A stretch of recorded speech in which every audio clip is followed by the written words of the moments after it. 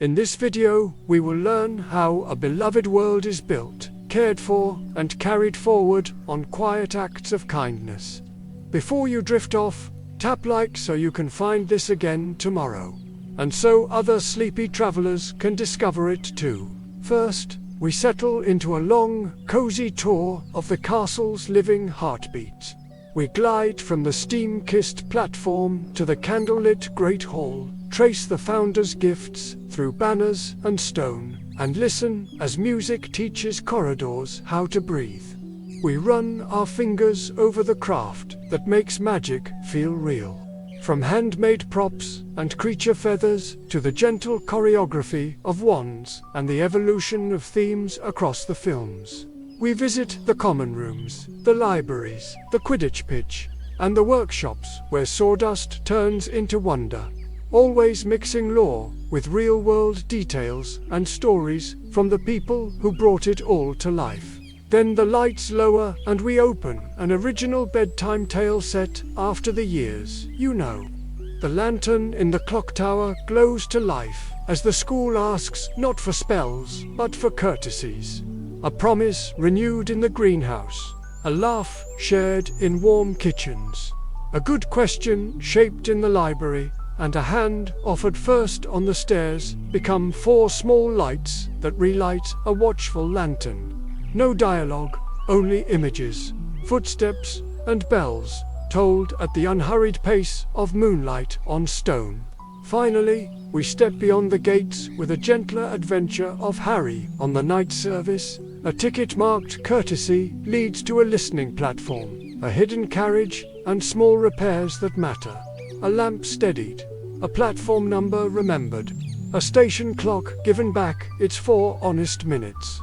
A lonely signal kept company until its color holds.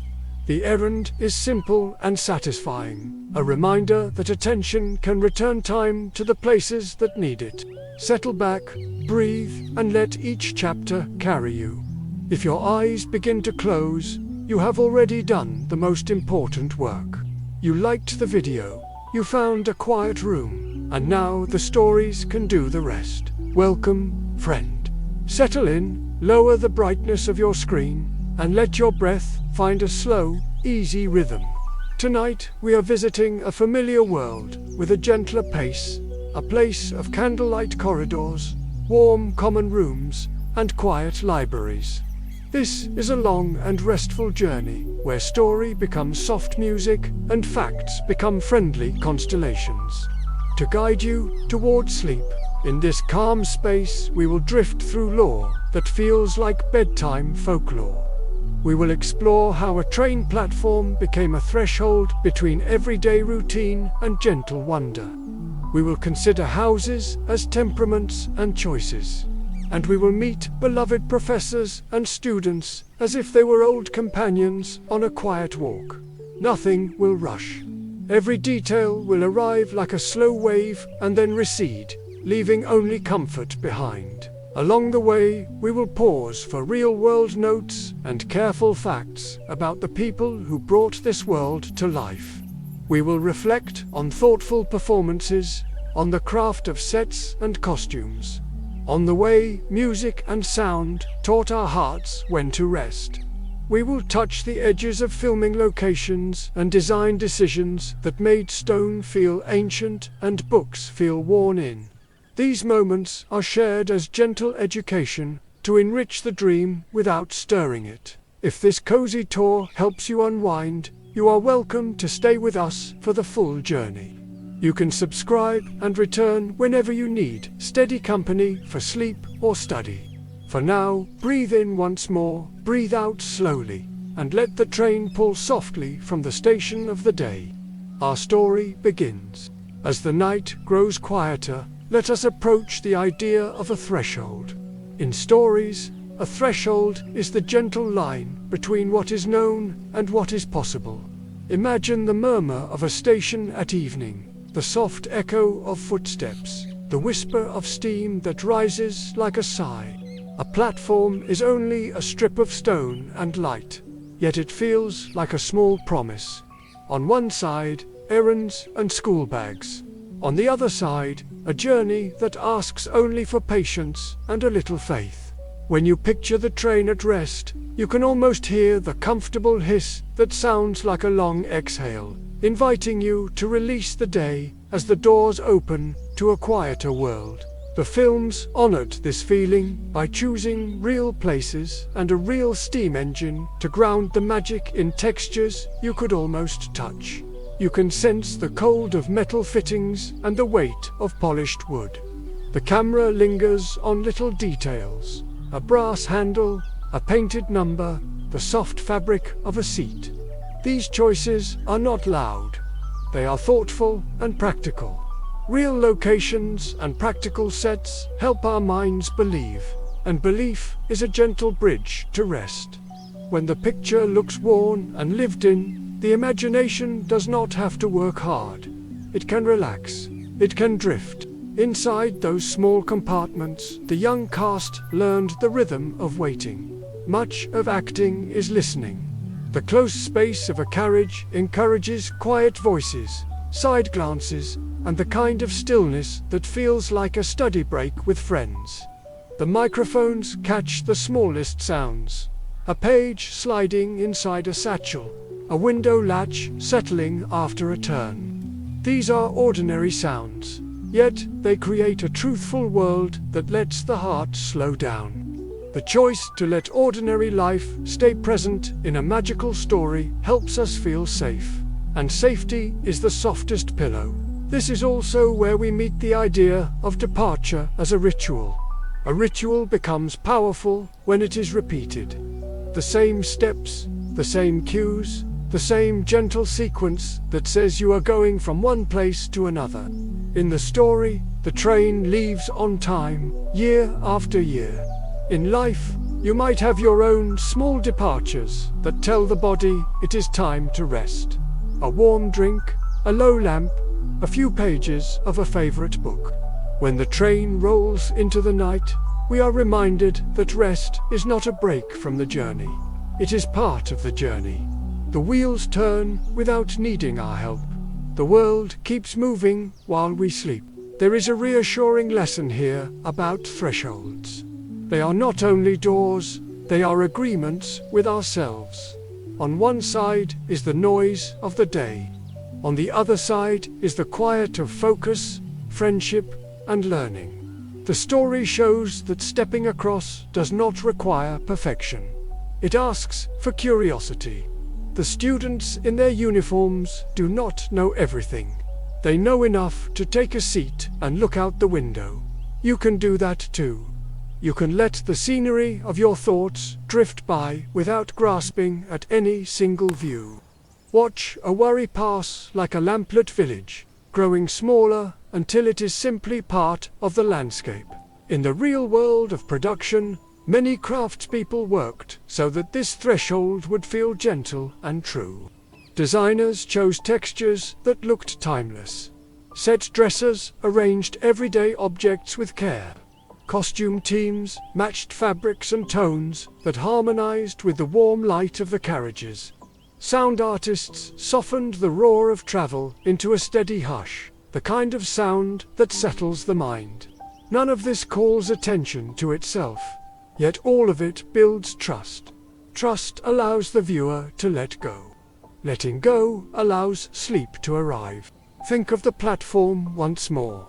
Feel the cool stone beneath quiet footsteps and the soft cloud of breath in the evening air. The conductor's call is distant now, more memory than command. You step through the doorway and find a place beside the window. The seat is comfortable and the light is kind. You are a traveler in a story that understands the value of calm beginnings. As the carriage hums and the countryside darkens, you notice how good it feels to cross a simple line and choose rest. The train moves forward. Your shoulders soften. The threshold has done its work. The station fades behind us, and the world arranges itself into a hush of candles and old stone. In a hall that smells of wax and parchment, a hat waits like a quiet oracle. Its brim is creased with years of listening, and its stitches remember secrets. Children stand with hearts beating like small wings, and the hat considers them, not as puzzles to be solved, but as lanterns seeking the right window. Bravery, curiosity, loyalty, ambition. For temperaments, for hearths, for ways to grow bright in the dark. The hat is no ordinary trinket. In the films, it lived as leather and thread, guided by hidden motors and careful hands. An animatronic creation from artists who built creatures that could breathe on screen even before a computer added any shimmer. Their workshops smelled of foam and paint and solder, where a blink or a tilt of fabric could persuade an entire cinema that a scrap of cloth possessed a mind. The team, led by creature effects master Nick Dudman, helped fill the world with tactile truth, so that a single nod from the brim felt like an omen. When the hat speaks in the films, its voice arrives like wood smoke curling to the rafters. That warm and wry presence belonged to Leslie Phillips, a veteran of British stage and screen, whose voice became the familiar echo of the sorting moment for an entire generation. His performance sits gently in memory, bright and unmistakable, part of the shared soundscape of candlelight and benches and first nights at school. The ritual it oversees is old and simple. Sit, wait, listen. The story tells us that choice matters, that the heart may lean where it wishes. Children in tidy robes become authors of their own path, and the houses feel less like labels and more like libraries of temperament. Bravery becomes a practice rather than a boast. Wit becomes the curiosity that keeps a lamp burning late. Loyalty becomes the art of keeping a seat open for a friend. Ambition becomes the patient craft of shaping a life. In this softness, the hat is not a judge, but a guide that hears the note a person is already humming and suggests the choir that will help it bloom. Beyond the high tables, the banners carry their quiet weather. Gold that glows like banked embers. Green that holds the cool of a deep lake. Blue that remembers the color of early morning. Red that keeps the warmth of a wool sleeve. These colors are not accidents. Production designers and costumers chose fabrics and dyes that behaved kindly under warm light, so the stone of the castle felt ancient, while the students felt alive. Graphic magicians like Mirafora, Mina, and Eduardo Lima filled trunks and shelves with letters, maps, timetables, and newspapers that looked as if hands had really held them. The acceptance letters, the newspapers with dancing headlines, the map that knows more than it says, all were drawn and printed and aged until they belonged. Listen closely, and the hall carries another kind of heraldry. Themes drift like banners you cannot touch. The early films sing with the wonder of John Williams, strings and celestia that lift like starlings from the beams. Later chapters call on new composers with their own spells. Patrick Doyle with stately ceremony, Nicholas Hooper with intimate warmth, Alexander Desplat with a silvered winter hush.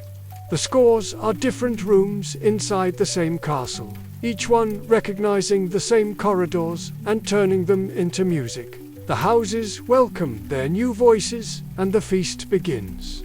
Yet the sorting endures in the mind long after candles gutter low.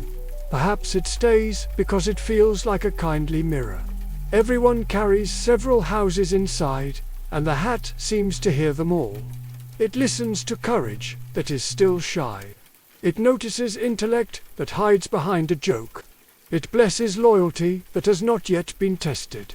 It smiles at ambition that prefers to build quietly. The magic is gentle because it tells a truth the castle understands. You already belong.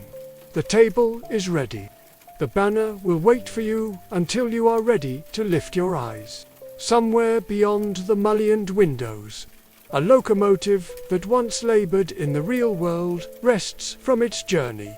Its paint, a rich crimson that never belonged to its original railway but suits the story perfectly. In life, it was a great Western Hall-class engine, born in the spring of 1937. Rescued, restored, and then invited to carry a name from fiction across famous viaducts and through true stations. Its wheels and brass and boiler lace the films with the weight of history, a promise that enchantment can sit comfortably upon iron. So the hat concludes its whispering and the hall exhales. Cutlery whispers, portraits lean in to listen. The banners describe a slow circle in the warm air and settle again. The story has arranged its chorus. The castle has matched voice to half. Somewhere in the rafters, a small seam of thread rests after a long day of speaking. And somewhere in the score, a celesta touches a single note that sounds like a key turning in a kind door. The castle keeps its own calendar, measured not by clocks but by stories. Long before the feast is cleared, the banners remember the four who dreamed this place into being. Gotrek with a courage that warms like firelight. Rowena with a mind that maps the stars inside a single thought. Helga with a kindness that turns strangers into tablemates. Salazar with an ambition that sharpens like a quill. Their names are sewn into the woodwork and the stone, and their gifts become customs that the corridors repeat in a low voice. The founders feel less like monuments and more like the first librarians of a great lantern, each one tending a different flame. The great hall itself is a steady miracle. Its bones were raised at a studio in Lebsden, a room of timber and stone that never needed to pretend it was vast because it truly was. Production designer Stuart Craig shaped it with the gravity of an old college refectory, while set decorator Stephanie Macmillan dressed the tables until they looked confidently lived in. The first floating candles were practical tricks. Slender tapers hung on fine wires that wavered in the heat, and later visual effects extended their glow into a safer enchantment. The floor bears the soft shine of dozens of brooms and countless footsteps. The high tables hold their silver with a modest pride. Nothing shouts, everything breathes. The portraits keep watch as kindly historians. Many were painted from the faces of crew members and friends, their eyes following with that playful seriousness that paintings adopt when they know they are part of a game. Costumers chose fabrics that love candlelight, wool and velvet, and worn leather that gather shadows rather than repel them. Graphics departments filled cases with lesson schedules, examination papers, and the sort of notices that only make sense if you already know where the fourth staircase chooses to be on Thursdays. The castle suggests that learning is not just in books. It is in textures and in the way a place carries itself, patient and ready. Beyond the soundstage, real cloisters and libraries lent their breath to the school. The camera visited the stone passages of Gloucester and Durham, where winter light feels like a soft bell. It climbed stairways at Christ Church and looked out over lawns that have watched centuries fold and unfold. At Alnwick, windswept walls taught broomsticks the etiquette of first flights. These locations were not just backgrounds, they were collaborators. They lent their centuries so that the story could speak in the dialect of Old Stone, a language audiences instinctively trust. The moving staircases were built as segments of truth and pieces of illusion. Sections truly shifted under the feet of the cast, while surrounding flights were extended with visual effects that could dance beyond the limits of ropes and pulleys. The sound team gave them timbers that groaned with personality, the way an old house complains as it settles for the night. You can hear the castle think. You can hear it approve and gently tease. The castle is not a maze meant to trap. It is a companion that values those who pay attention. Night arrives early in a place that studies so hard. In the library, the lamps invite quiet, as if quiet were another student with perfect posture. Some scenes were filmed in the Duke Humphreys Library at Oxford, where the air itself seems alphabetized. The production dressed the aisles with careful hands, balancing antique volumes with crafted books that could be handled without a librarian's alarm. Floors were protected, hands were clean, voices lowered themselves without being asked. Even the hems of robes remembered to respect the thresholds of those centuries-old boards. The restricted section stands a little apart, like a rumor that understands discretion. In the story, it promises knowledge that asks to be earned. On set, it became a tender puzzle of cabinets and chains and notes in a steady, academic hand. The art department's love for labels and bookmarks and scratched leather did not merely decorate a room. It taught the camera to slow down. It taught viewers to notice the small weather of a page turning, the quiet thunder of a book closed with care. These are the sounds that tell a mind it is safe to go deep. Music carries the library the way breath carries a lullaby. You hum for yourself when you do not want to disturb anyone. Early themes step lightly on a celesta, the kind of sound that seems to float like dust in lamplight. Later scores add new timbres, but they honor the rule of the stacks, which is that everything has a place and everything knows how to return there.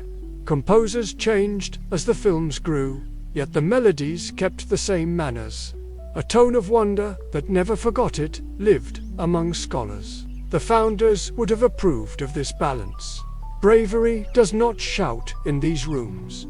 It simply keeps studying when pages grow late. Wit does not show off. It learns how best to ask a question. Loyalty is not a banner alone. It is a chair that remains open for the friend who arrives after the lamps are lit. Ambition is not a trumpet. It is the tidy stack of notes that will be waiting in the morning. The library is a living proof that the school does not exist to test children, but to welcome them into the habits that will help them become themselves. At the edge of the shelves, the castle remembers it is a guardian. Suits of armor stand like patient doormen, their polish catching the smallest moons of candlelight. The stairwells know how to pause a minute longer if a late student is running. The hourglasses, in a quiet corridor, tilt their colored sands with an unhurried grace that suggests time enjoys being counted. The building speaks in creaks and sighs and bells, and in the great chorus of parchment. It is a polyglot made of wood and stone, and it says the same thing in every tongue. You belong. You may learn at your own pace. The night will not hurry you. The next chapters of the story live in the people who walk these halls. A boy with a scar that is less a wound and more a compass. A girl whose curiosity burns with library light. A friend who carries laughter like a lantern. They are the school's moving stories, and the actors who played them grew up alongside the walls. They learned lines in classrooms that could have existed in any century and traded jokes beside fireplaces built for genuine warmth.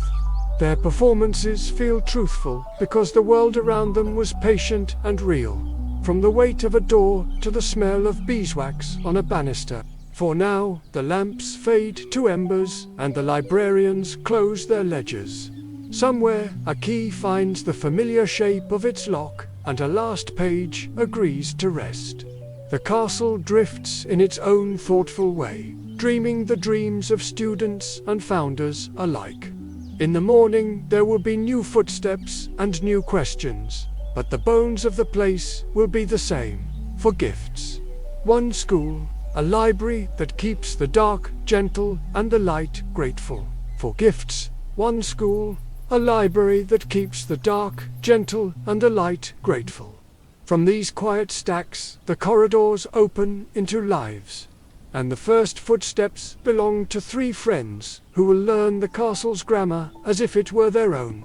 The boy with the lightning scar walks like a question becoming an answer. His courage is not noisy. It is a steady hand offered to someone who is unsure. On screen, he grows year by year in the same classrooms and courtyards, an uncommon continuity that lets audiences watch the face of childhood become resolve. The actor behind him chose a path of stage work, independent films, and character pieces after the main saga. The kind of choices that speak of curiosity rather than comfort. In the story and in the career that followed, the pattern is the same. Try, listen, try again. The magic is not in perfection. It is in persistence. Beside him, a girl with a mind like clear morning carries the grace of someone who respects the rules because she understands what they are trying to protect. Her curiosity is practical and kind. She studies not to win but to care more precisely. Costumers gave her textures that belong to libraries and autumn walks, jumpers and pleats that sit properly under candlelight. Off-screen, her path included university studies and advocacy that treated learning as a public good. It feels right that the person who once raised a hand in nearly every lesson would spend real years raising a voice for education and equality. The third of the trio arrives with laughter like a small hearth. His loyalty is the sort that holds a place at the table and keeps the tea warm. When fear leans in, he offers a joke that turns it into something people can name and handle. The camera knows how to love him, finding those sideways glances that speak a paragraph without a sound. Away from the castle, the actor tried new stories on stage and screen, and enjoyed an eccentric delight in collecting memories rather than trophies. People still repeat the tale of an ice cream van that traveled through summer streets, as if generosity were a hobby. It suits the idea that kindness can be as simple as sharing something sweet. Together they form a small compass. Scripts and lenses keep them in easy balance, often framing them at the same height on benches and at desks, so that the story shows a friendship of equals. Set decorators leave little signs of their different ways. A neat stack of notes, a half-finished sandwich, a scuffed chess piece waiting patiently on a windowsill. When danger rises, the music remembers their harmony.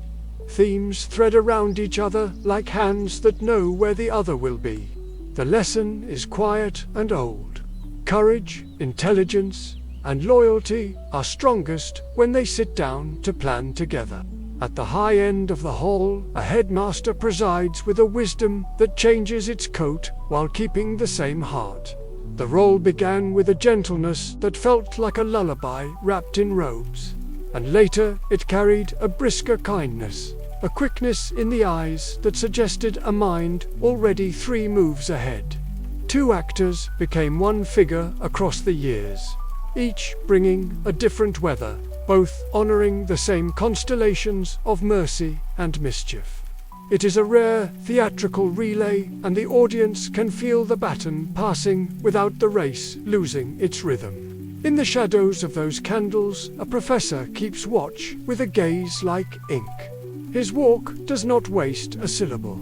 His voice arrives on a measured line that turns every word into a verdict, and every pause into a corridor. Costume and hair departments carved his silhouette so that a sweep of fabric could silence a room. The actor who wore this quiet storm shaped the role across a decade with the patience of a novelist, carrying secrets the audience would only learn in their season.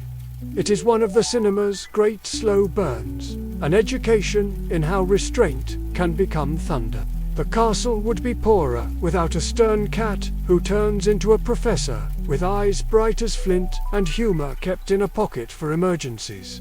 She is the kind of teacher who can make a room stand straighter with one raised eyebrow and then soften the very next moment with pride. The performer behind her brought a lifetime of stage mastery to every line, proof that economy can be elegance. Nearby, a half-giant with a heart the size of his pumpkin patch teaches that kindness is a practical subject. His hut was built with clever scales and illusions, so that his size felt truthful without trickery. When he knocks on a door, the set seems to answer him back, happy to host a friend who treats every creature as if it were a neighbor. These mentors knit the school's moral weather. Authority, when it is at its best, is shown as guardianship rather than power. Lessons arrive as invitations. Detentions turn into discoveries. Even the mistakes are treated like bridges if someone is brave enough to walk them. The filmmaking honors this with warm lenses and patient edits, letting conversations breathe so that advice can land like the soft thud of a book closing. Beyond the people are the companions that do not speak in human words. Owls chart private constellations between towers and distant homes. Cats claim the backs of armchairs as if protecting the dreams that happened there. Creatures step from the margins with feathers and scales and expressions that suggest they understand more than they tell. Workshops shaped beaks and talons and ears with animatronics and puppetry. And then later, the invisible hands of visual effects added wind and blink and sky. The result feels like a menagerie that has always lived behind the next door. Spells in these halls seldom shout. The ones that matter most are everyday mercies, a charm that mends things quietly, a light that belongs at the tip of a wand, the way a candle belongs to a bedside table, a spell that tidies, another that recalls what was lost. Wandwork was taught like calligraphy, with movement coaches and choreographers guiding how certainty travels from shoulder to wrist.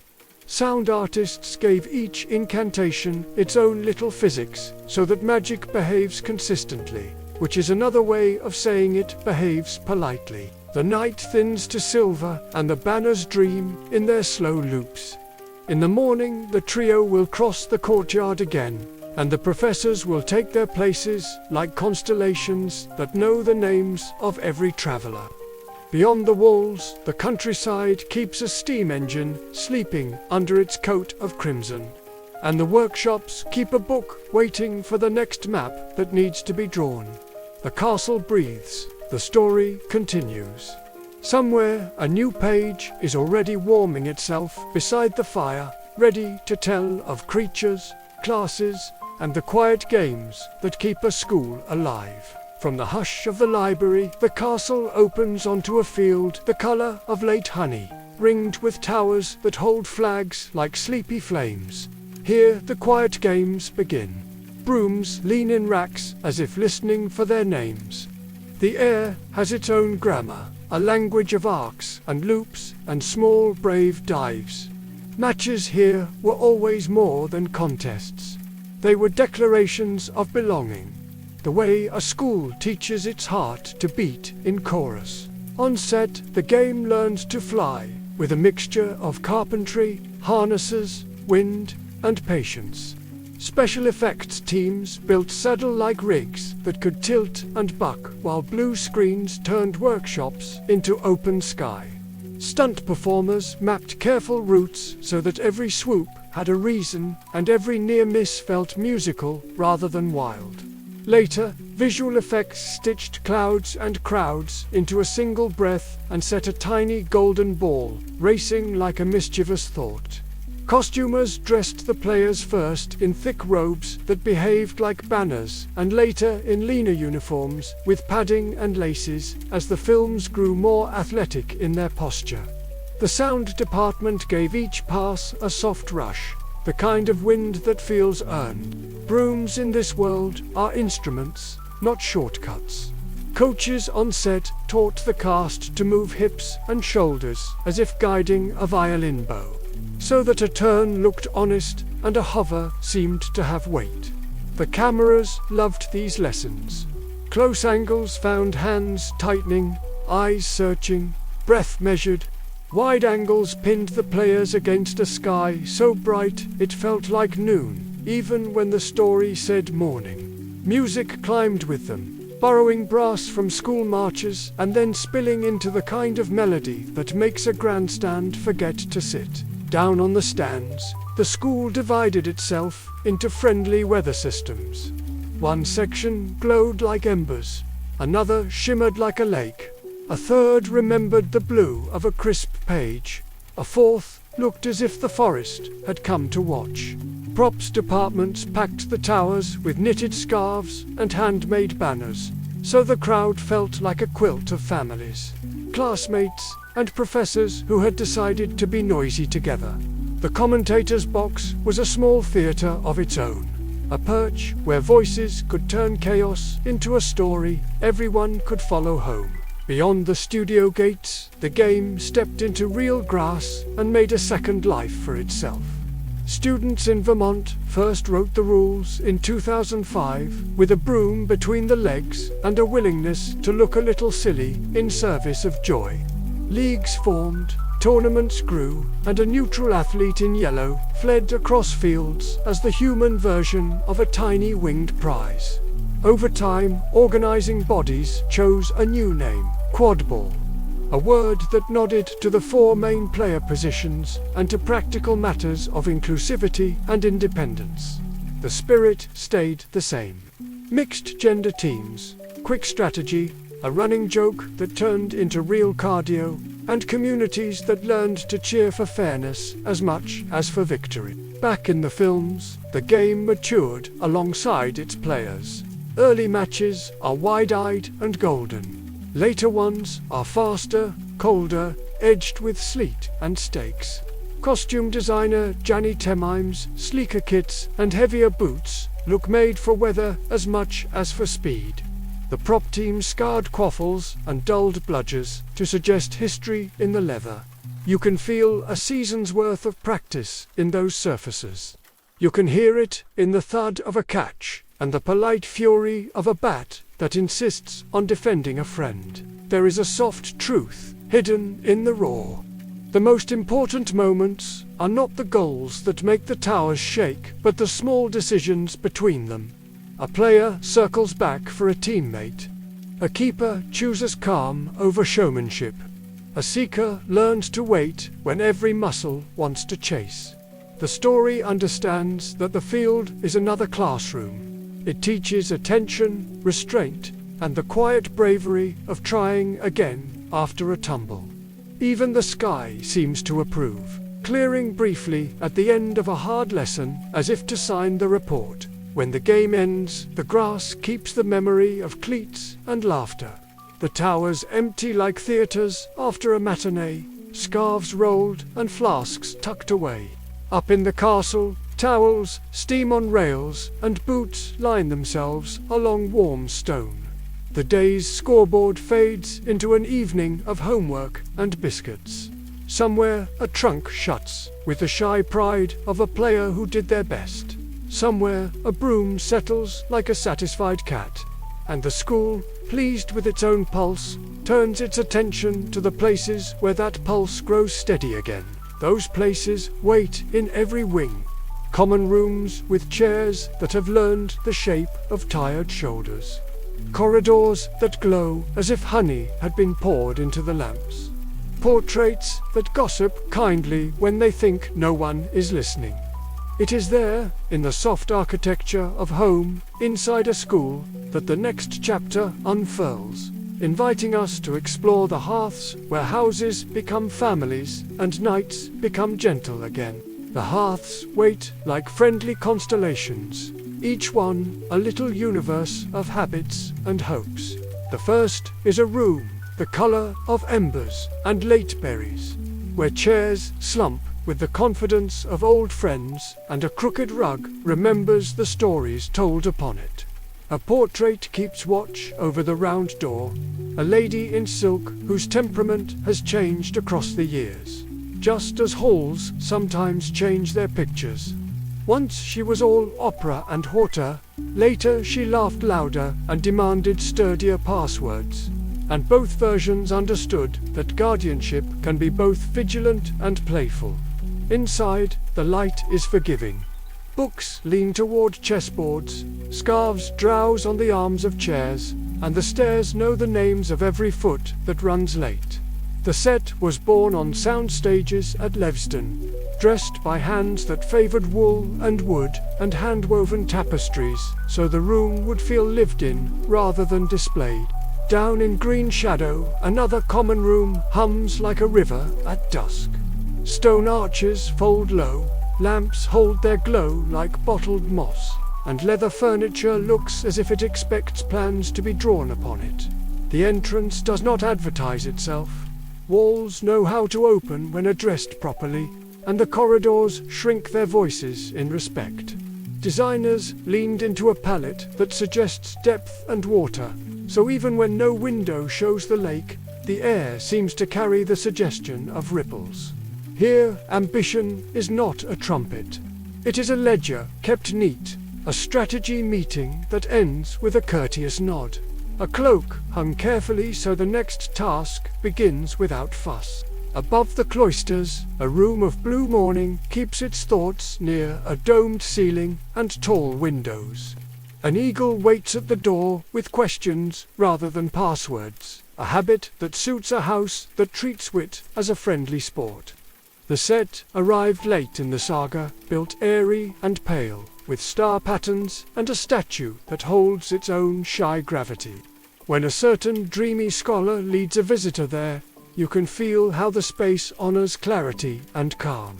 The actor who portrayed that scholar brought treasures from her own imagination to the production, creating radish-like earrings and a butterbeer cork necklace that moved from fan sketches into film reality.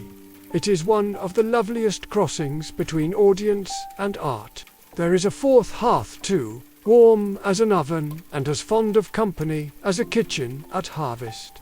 The main films never walked us through its doorway, yet its spirit lingers in the way the castle treats bread and laughter as necessities. Later writings described it as low-ceilinged and sunny, close to the bustle of pots and barrels, a place where earth tones and potted herbs would feel at home. You can almost hear the scrape of stools and the honest clink of mugs. Designers thought about it even when cameras did not visit, because a world this complete is built from rooms you feel as well as rooms you see. Corridors stitch these hearths together like threads in a generous quilt. Portraits converse politely or not, depending on their era.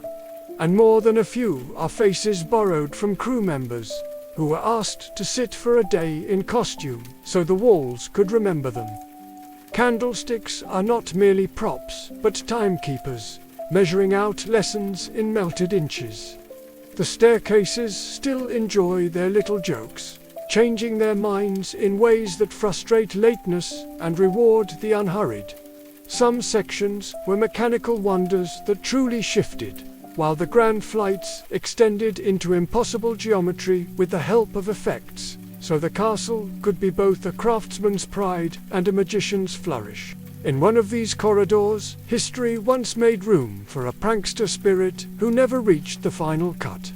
Scenes were filmed with a gleeful poltergeist, whose chaos was meant to ricochet off suits of armor and first years alike. His scenes were later trimmed away to keep the pace. A decision that belongs to cinema's private museum of what might have been. The echoes remain, though in the armor that seems ready to snicker, and in the occasional muffled clatter from a side hall that chooses to be mischievous. The way these passages are lit teaches you as much about character as any line of dialogue. Different cinematographers gave the stone its moods, sometimes with sunrise softness, sometimes with winter clarity, sometimes with candlelit grain that made the air look edible.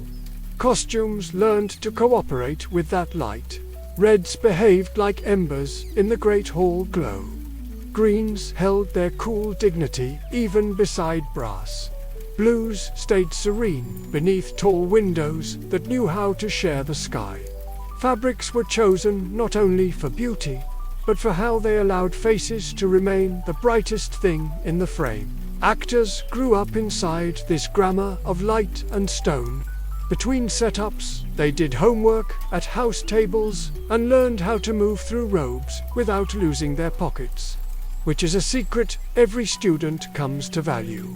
Their friendships began to echo the architecture, steady and particular.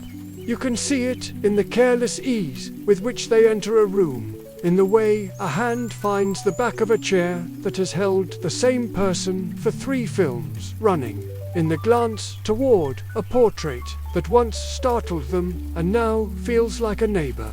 Continuity became its own enchantment. The same spaces welcomed slightly taller footsteps year after year, and the audience believed because the furniture believed first.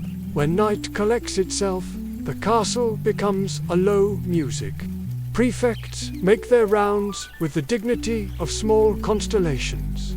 Fire grates rattle in a satisfied way. Someone forgets a book in a window seat, and the moon agrees to watch over it. The guardians, in frames, pretend to nap and fail, waking to trade 2 more stories before surrendering to their varnish. Down the corridor, a door laughs softly as it settles in its hinges. The building is alive, not as a beast is alive, but as a library is alive, humming with the thoughts of everyone who has passed through. By morning, the hum will lift into lessons, and before the first bell, another part of the school will be setting the table for the day.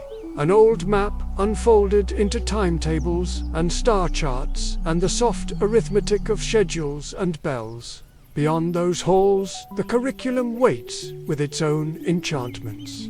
Classrooms smell of chalk and peat and the sweet sharpness of herbs. Astronomy towers learn the names of clear nights. Greenhouses practice the art of listening to leaves.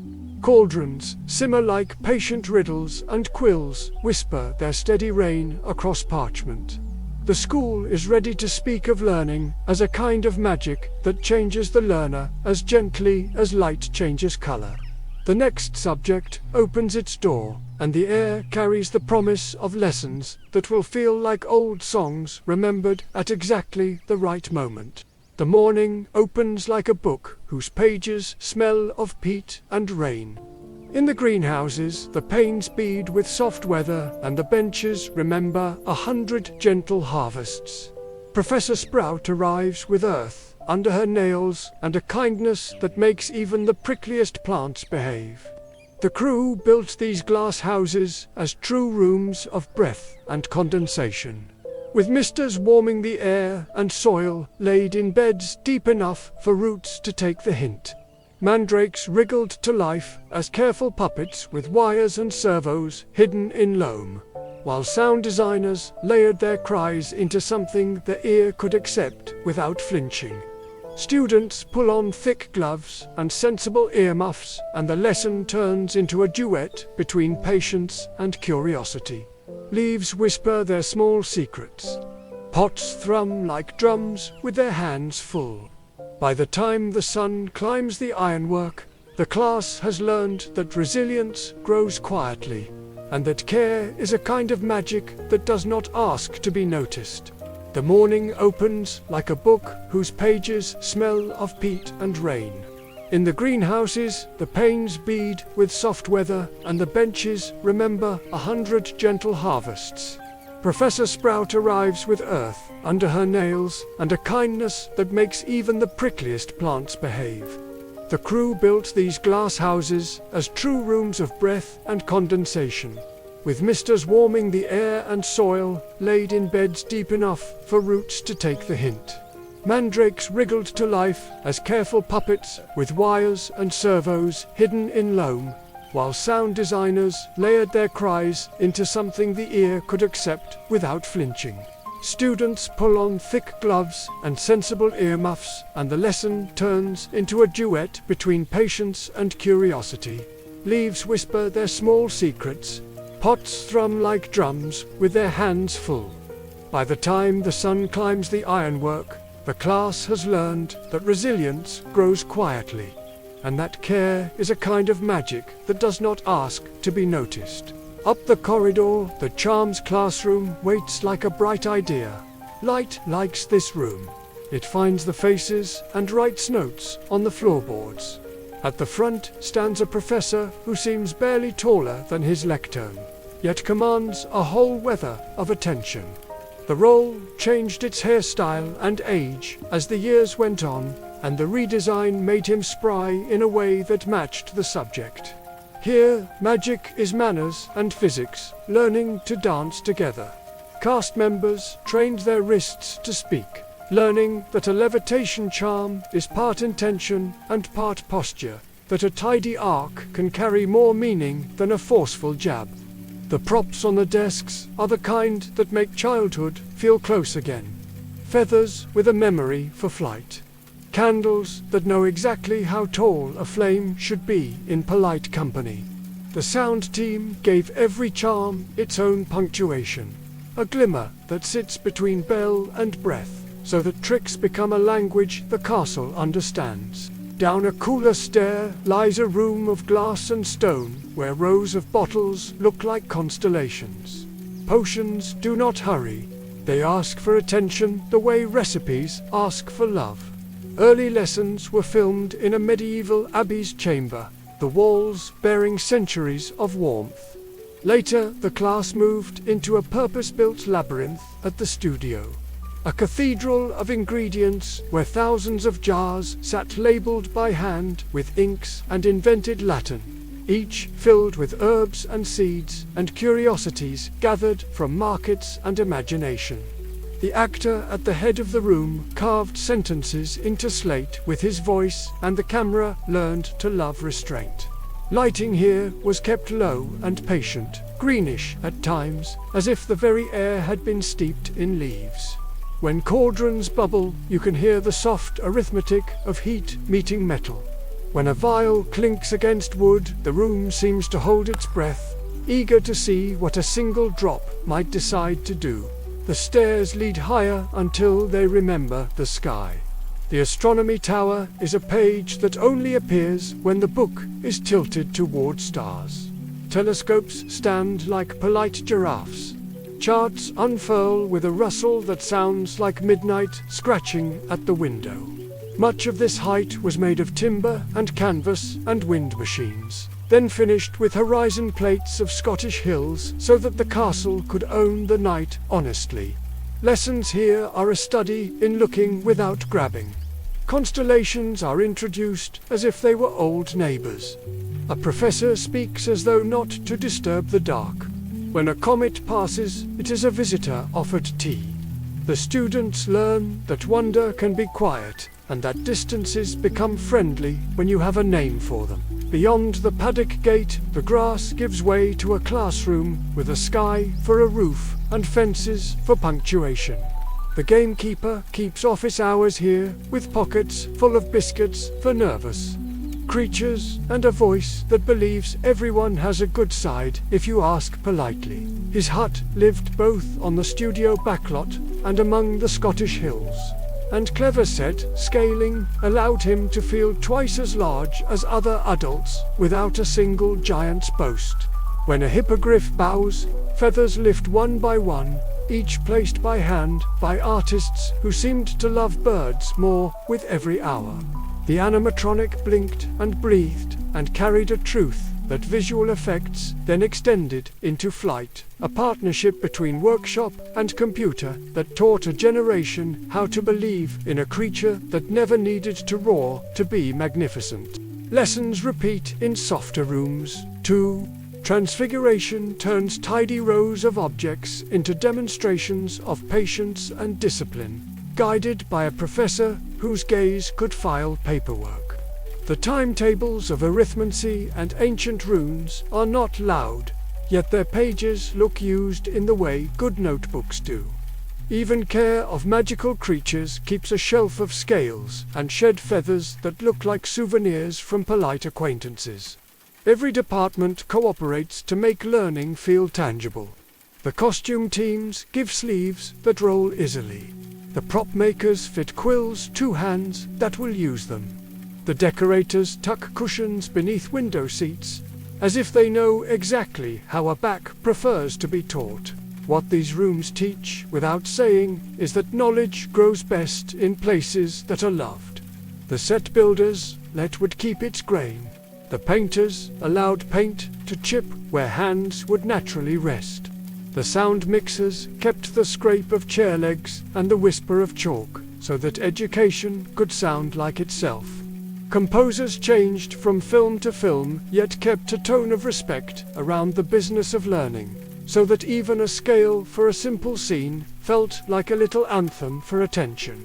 The actors met the world halfway, doing homework between takes at the tables where their characters sat, and it shows in the way they cross thresholds without glancing down, in the way they hold quills as if their fingers truly remember. When the last bell thinks about ringing, the castle loosens its tie. Smoke curls from chimneys that know when to begin soup. The greenhouses close their eyelids. Telescopes lean together to trade polite gossip about Orion. Cauldrons cool and develop those rings that prove something useful happened here. The school glows with the satisfaction of a day that made sense. On some evenings, a corridor will stretch a little longer to encourage a conversation to finish. On others, a staircase will shorten the route for a student carrying more books than pride. The building appears to help in small ways, the way old friends do, and so the curriculum becomes a map of character. Courage learns to pay attention to instructions. Intelligence learns to listen to leaves. Loyalty learns to share notes without keeping score. Ambition learns the art of preparation. The castle nods at this and keeps its secrets with a grandmother's smile. Not every lesson lives in class. Some are bound up in objects that have opinions and histories of their own.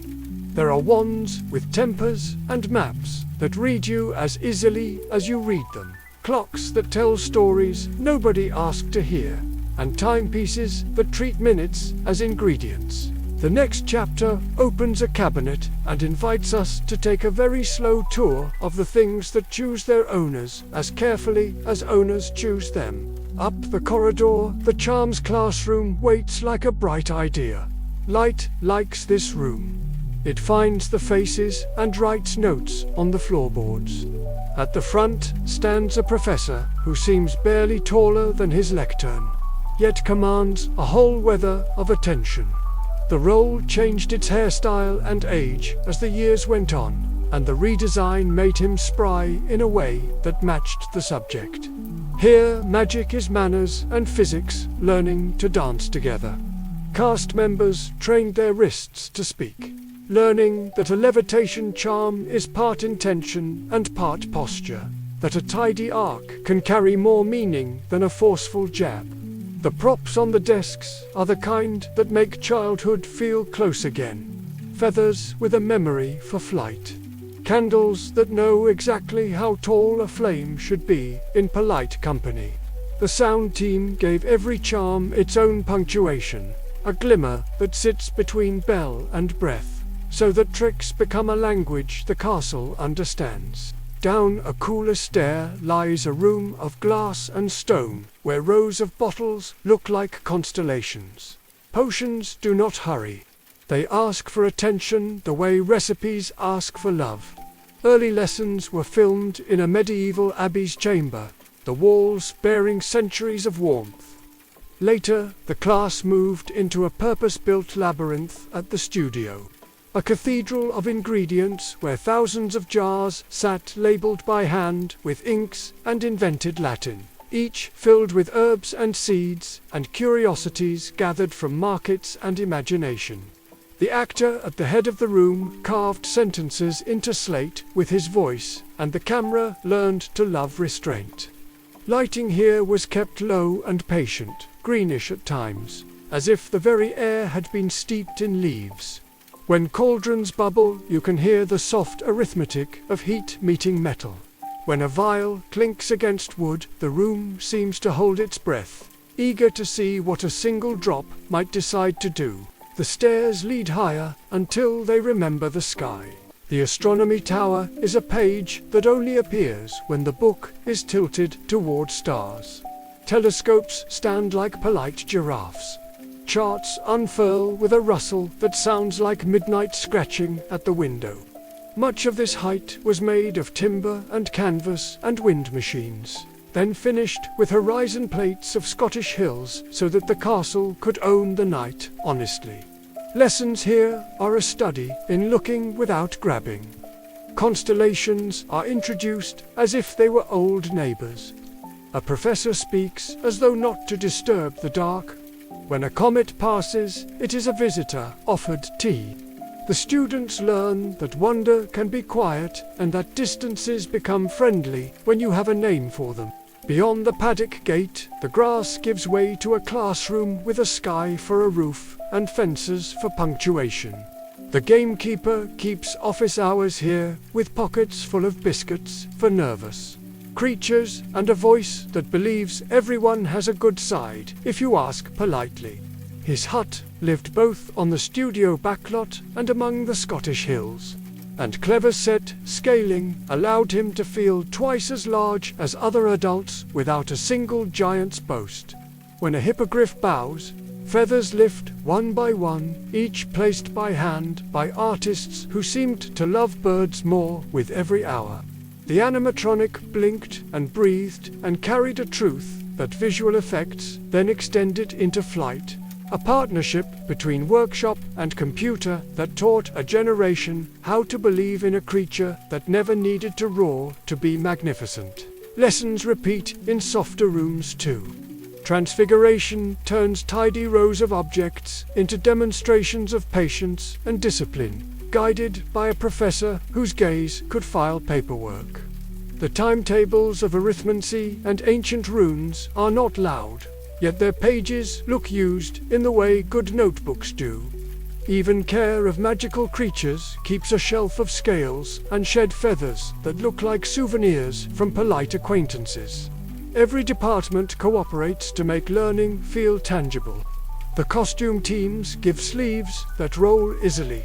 The prop makers fit quills to hands that will use them. The decorators tuck cushions beneath window seats, as if they know exactly how a back prefers to be taught. What these rooms teach without saying is that knowledge grows best in places that are loved.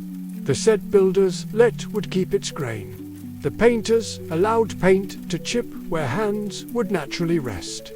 The sound mixers kept the scrape of chair legs and the whisper of chalk, so that education could sound like itself. Composers changed from film to film, yet kept a tone of respect around the business of learning, so that even a scale for a simple scene felt like a little anthem for attention.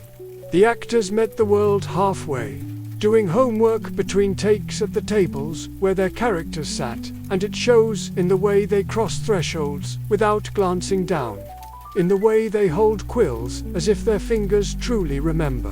When the last bell thinks about ringing, the castle loosens its tie. Smoke curls from chimneys that know when to begin soup. The greenhouses close their eyelids. Telescopes lean together to trade polite gossip about Orion. Cauldrons cool and develop those rings that prove something useful happened here. The school glows with the satisfaction of a day that made sense. On some evenings, a corridor will stretch a little longer to encourage a conversation to finish. On others, a staircase will shorten the route for a student carrying more books than pride. The building appears to help in small ways, the way old friends do. And so, the curriculum becomes a map of character. Courage learns to pay attention to instructions.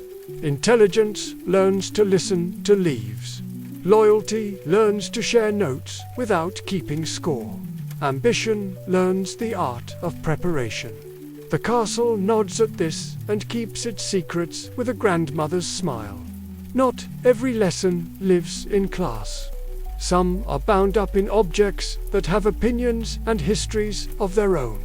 There are wands with tempers and maps that read you as easily as you read them, clocks that tell stories nobody asked to hear, and timepieces that treat minutes as ingredients.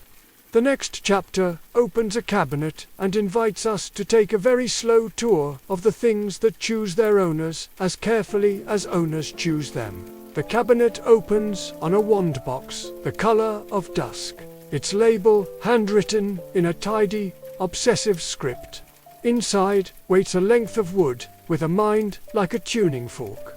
Wands in this world are not tools so much as partners. They are cut from specific woods, tuned with cores from magical creatures, and they answer to temperament as much as to talent. In the shop on the crooked street, every shelf is a small archive. Thousands of slim boxes were built and hand-labeled for the films, so that a camera could discover them honestly. The proprietor was played with a watchmaker's intensity, and the set around him breathed dust and age as if time itself had been apprenticed there. 2 wands among the countless are bound by a rare twin core, each carrying a feather donated by the same phoenix.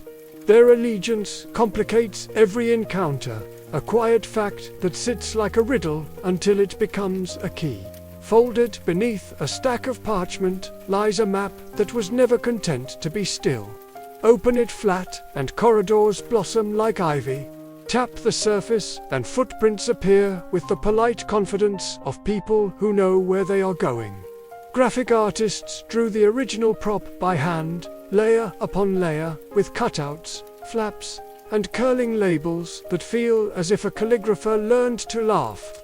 On set, the camera glided over a large printing, while visual effects added those walking dots, each tiny step timed to performances so that names could drift across the page and land precisely where the story needed them. The map is mischievous and generous in equal measure. It is both a promise that the castle can be learned and a reminder that it always keeps one more joke tucked in a stairwell. Hanging on a peg near the door is a cloak the color of nobody. Lift it and the world obliges by forgetting whatever it covers. In early days, this illusion was built from careful plates and a shimmering fabric that loved a green screen. Actors performed to empty space, while motion control rigs repeated camera moves, and later the cloth became the absence the scene required. The cloak belongs to an old lineage, a gift passed down with the patience of a family story. It is not a trick that tires. It is a hospitality the world occasionally extends to those who need to move quietly through it. Resting in a velvet tray sits a locket of rings within rings, a timepiece that keeps appointments with yesterday. The time turner began as a jeweler's dream, a tiny hourglass set inside gilt hoops engraved with tidy wisdom. Macro lenses learned the geometry of its spin, while soft light made honey of the glass. On screen, it never shouts, it clicks, it breathes. It allows the afternoon to hold 2 afternoons at once, with the careful rule that attention is a kind of gravity. The prop department built multiples for close work and for running. Each one weighted so it would fall just so against a collarbone. The message is not conquest but stewardship. Time will cooperate if treated kindly and returned to its shelf when the lesson is over. Near the hearth stands a clock that refuses to tell the hour. Around its face, 9 hands carry the names of a family and point not to numbers but to conditions. Home, school, work, traveling, lost, hospital, prison, and a warning, so plain it steals the breath. Mortal peril. In the films, all hands once swung to that dire place. A prop choice that said in an instant what pages might take to build. The clocks would look worn where fingers have worried its edges, the way love wears everything it touches. It is not interested in punctuality. It is interested in belonging. In a shallow stone basin, a memory becomes a silver, whether you can touch.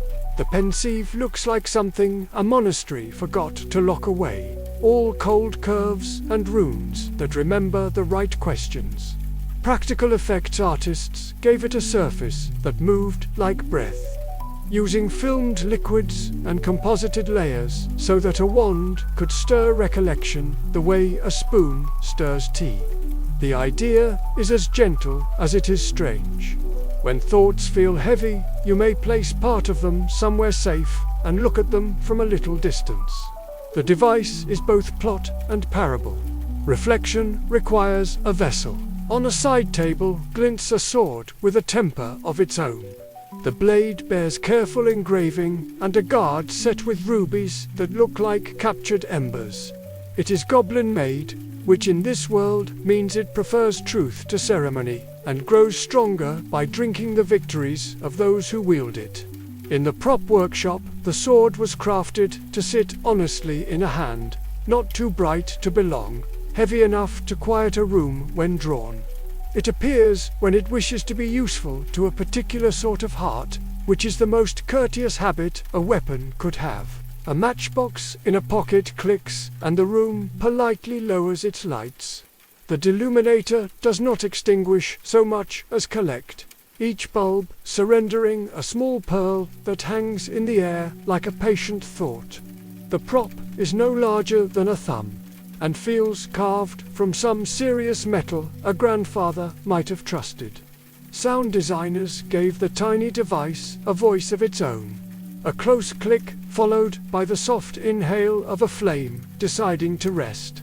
Much later, it will prove that light remembers where it has been, and that voices can find each other across the kind of distance that looks larger than it feels. On a school desk, a red stone glows like a well-kept secret. The first adventure named it plainly and then renamed it for another country. But the prop itself was the same modest miracle, a faceted gem that seemed to hold sunrise. Nearby sits a book with teeth that refuses to be opened without manners. A practical marvel of servos and springs that scuttled across floors and snapped playfully at cuffs. A howling letter folds itself into shape and then unfolds into scolding with the vigor of a paper storm. Much of it achieved in camera, so that an actor could be scolded by something that, for a moment, truly lived. Even small objects carry their own music. A glass remembrall clouds crimson when something has slipped the mind, its inner weather lit from within. A brass sneakerscope whirs to alert an ear to mischief. Broomsticks wear names like songs, one model sleek and early, another austere and wind-hungry, their handles carved to suggest the hands that favor them. The makers built these in tiers, some meant to be ridden on rigs in front of blue screens, others lighter for sprints between classes. All of them aged and varnished until they looked as if they had been signed out from a cupboard that keeps very tidy records. What ties all these artifacts together is the way they treat character as their true owner. The wand that chooses, the map that rewards curiosity, the cloak that belongs to someone who understands discretion, the sword that answers courage, the clock that loves a whole family at once. Even the little baubles demand honesty. They prefer hands that mean what they are doing. That is why the props were made to be held. The boxes are scuffed. The leather is cracked. The metal carries thumbprints that never made it to the credits. The camera could rest on any of them and find a world reflected back. When the cabinet closes, the room feels fuller rather than empty. Objects return to their shelves with the composure of old friends who know they will be needed again. Beyond the doorway, a corridor straightens as if listening.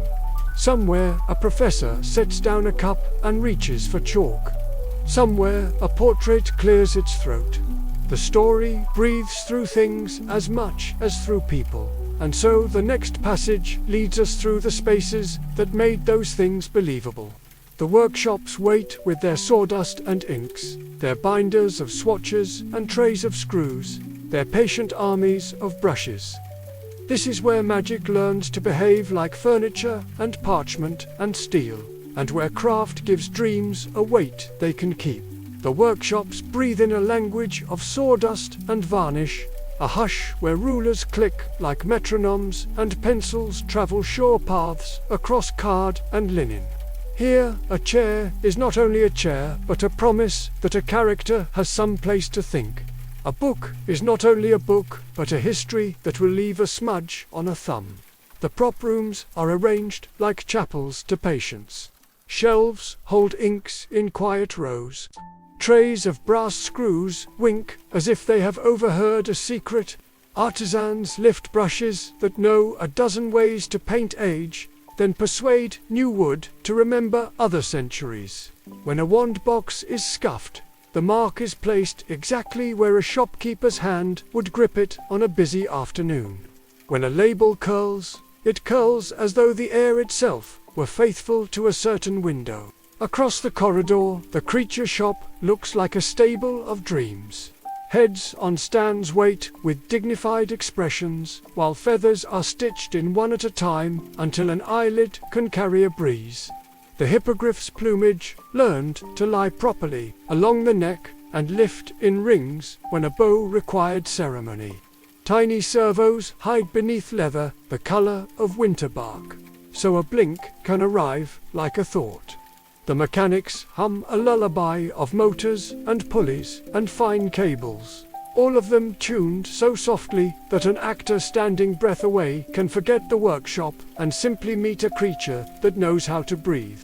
In the graphics studio, papers arrive in layers until a world accumulates. Newspapers with jubilant headlines flutter on cooling racks. Timetables wear creases where a pocket would imagine them. School books collect margins filled with invented notes that only the camera will ever read. Two designers, with a librarian's devotion, led this scriptorium, drafting alphabets that looked as if they had been taught by stern, kind hands. They aged parchment with tea and patience, so the fibers would learn to lie, as if someone had once fallen asleep on them during a long night of study.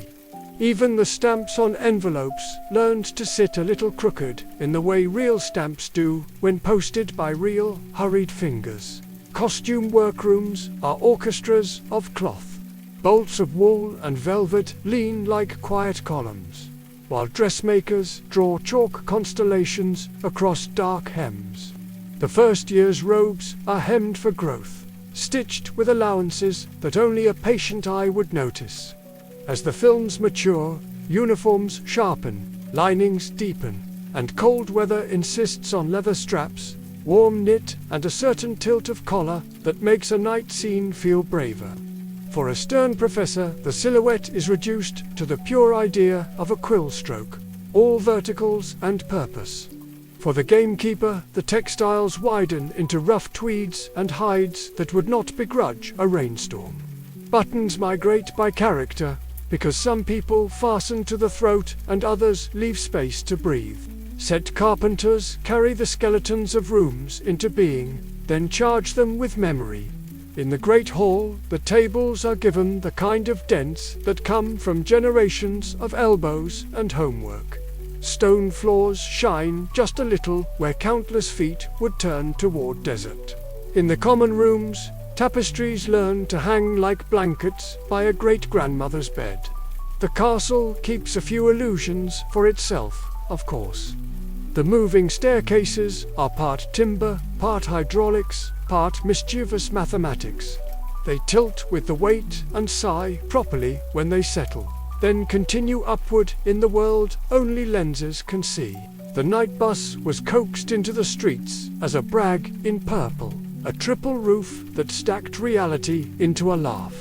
It rumbled across a London bridge while the city pretended to squeeze out of its way. A trick performed with careful driving and slower traffic that the camera later persuaded to rush. Beds slid and lamps rattled on purpose. The crew built a bus that could lean with impolite glee and yet remain safely itself.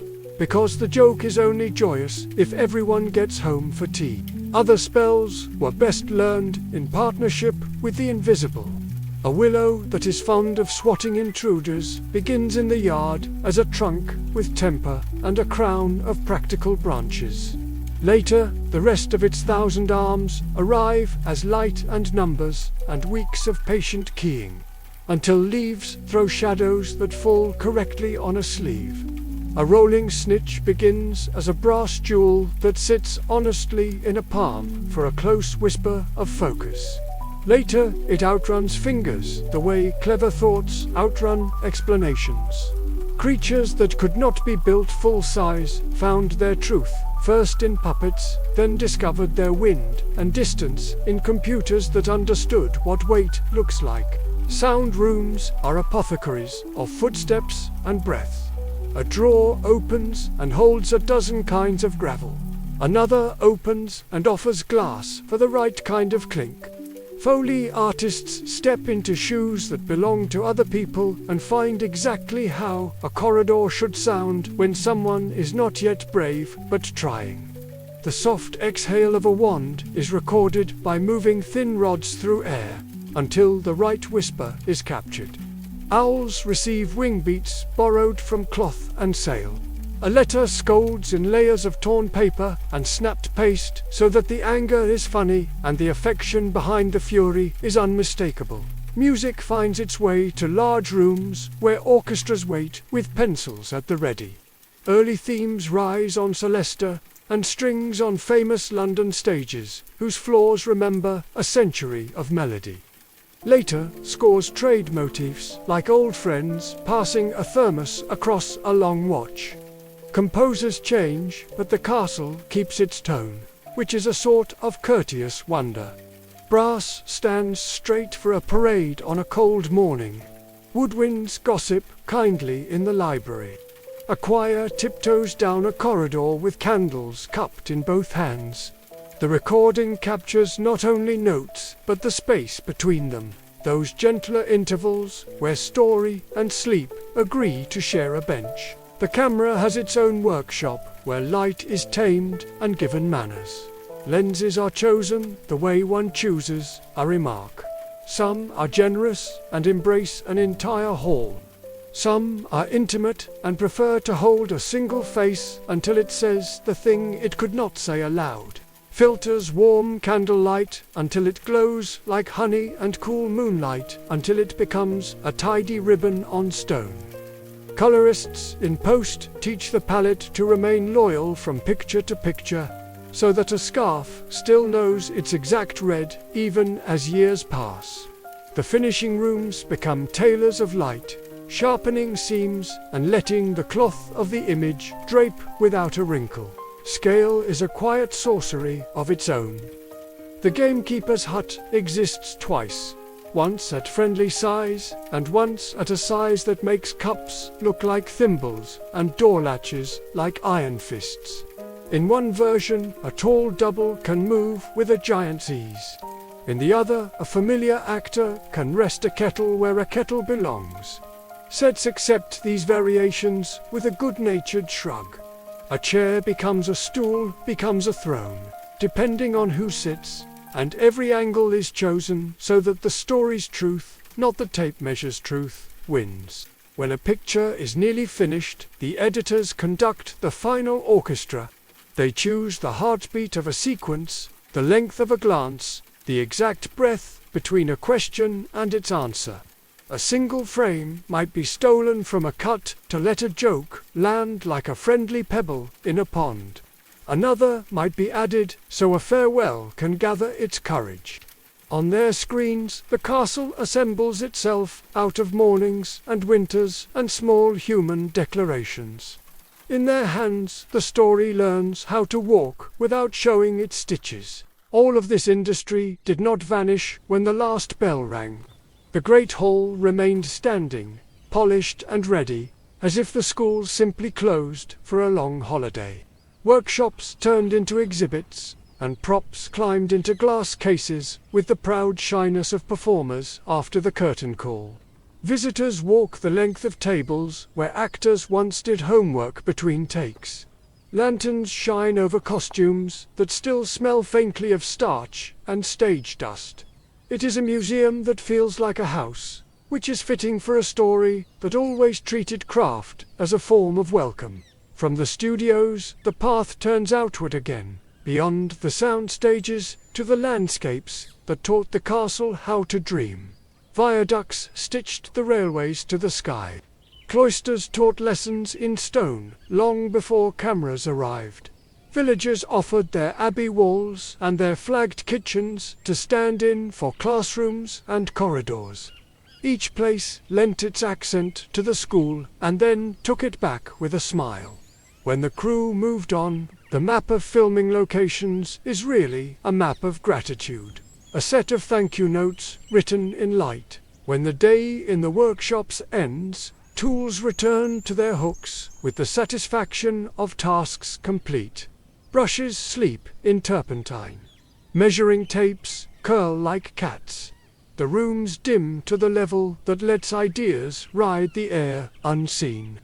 Somewhere, a creature on a stand dreams of feathers that have not yet been stitched.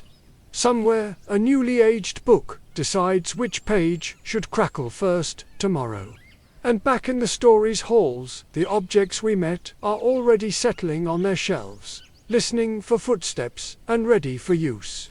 The next turn of the tale waits where all these labors quietly converge, in the lives of the performers who learned to trust a world made by so many careful hands, and who carried that trust into roles beyond these walls. So, on a winter evening, the great hall decided to be an ice palace, and every stone remembered how to shine. Silver swags fell from the rafters like frozen waterfalls, and resin ice sculptures glowed from tabletops as if moons had agreed to sit for supper.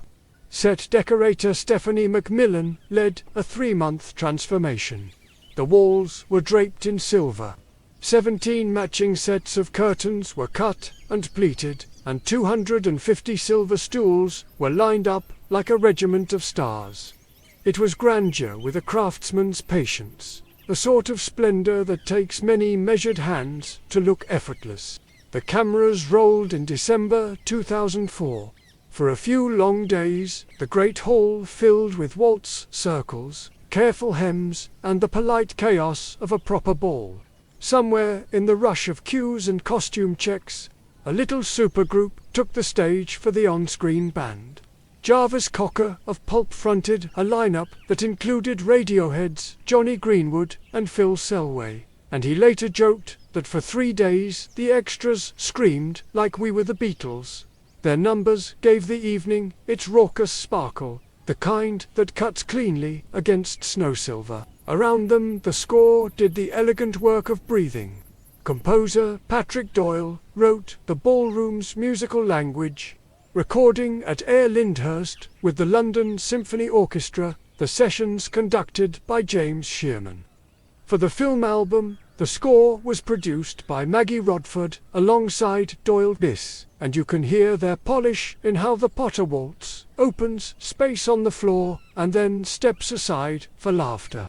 In the mix, live band and orchestral color trade the room like dancers switching partners. It's all timing and manners. The costumes told their own soft story. Janet Temime chose pink, not blue, for Hermione's gown, clearing the change with J.K. Rowling so the character could have a true Sweet 16 reveal. The dress was engineered to move like a sigh, layer over layer, while Victor's black lines kept him as steady as a column. Elsewhere, frilled dress robes wobbled bravely. Boke's Batten's satin caught the light like winter sky, and Durmstrang wool answered with iron formality. Nothing was random. Every fabric had an alibi. If you were standing just behind the lens, you'd have seen the disciplined ballet that makes enchantment read as natural. Sparks from the bandstands were set and reset. Microphones vanished between takes, and floor managers walked the waltz path with tape and tact. The silver stools slid to new marks without a scrape. Hairpins were counted like talismans. Extras were queued in phalanxes, gowns lifted with fingertips to save a hem, and then, on background, the entire room remembered it belonged to a school. A headmaster passed like a comet. A professor's eyebrow conducted half a joke. All the while the orchestra's stems held the tempo that kept the night from tipping into chaos. There is one detail I love, because it reveals how films are stitched. The ice was warm. Those towering sculptures were resin-safe under lights, consistent take after take, and still convincing when the camera leaned close. That is how you keep a ball alive over multiple shooting days in December, when continuity must outwit time. The room looked like frost, behaved like furniture, and photographed like a fairy tale. When the last cue faded, the great hall shrugged off its finery and became stone again. The musicians stepped down. The waltz folded back into score pages and hard drives. The silver curtains were logged, labeled, and lifted into storage. What remained was the feeling the scene was built to carry. That growing up sometimes arrives in a single evening. With music that knows when to lead and when to let go. In a room that quietly promises to remember you kindly. Tomorrow we'll leave winter's shimmer and follow the rails back outside, to the crimson engine that stitched this world to the highlands and turned iron into wonder. Between the last notes of the waltz and the soft scrape of chairs, let us pause and look back at the path we have walked. We stepped through a station that turned iron and steam into a gentle threshold. Then watched a hat stitched with secrets sought lanterns of temperament into 4 welcoming hearths. We met founders whose gifts still glow in banners and stone, and wandered the great hall built in real timber and candlelight where portraits keep kindly watch. We learned how libraries breathe in the hush of old paper, how music by master composers teaches corridors to remember wonder, and how 3 friends grow into their courage, wit, and loyalty with mentors, who carry wisdom like quiet stars. We felt brooms become instruments under careful choreography, saw a school sport become a real-world game, and rested in common rooms whose fabrics and colors were chosen to love candlelight. We opened a cabinet of objects that choose their owners, from twin cord wands and a mischievous map to a cloak that teaches discretion and a timepiece that respects stewardship. Then we walked the workshops where brush, needle, lens, and lathe give dreams their weight, before standing in the great hall, reborn as a winter ballroom, its silver swags and resin ice catching the music that wove elegance and laughter into one shared memory. If you are still awake, which book is your favorite, and which scene do you most want this castle to remember for you? The rails breathe out a ribbon of pale steam, and London gathers itself around the great glass ribs of the station.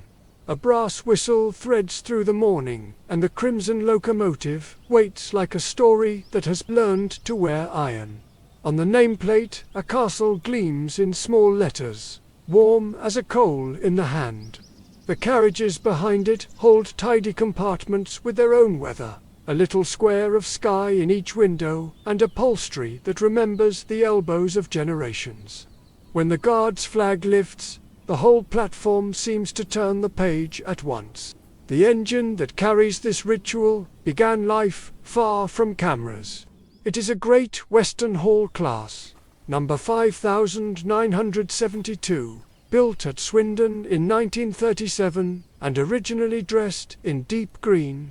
For the films, it was repainted a dignified crimson and given the name Hogwarts Castle, a theatrical courtesy that suited the work it was about to do.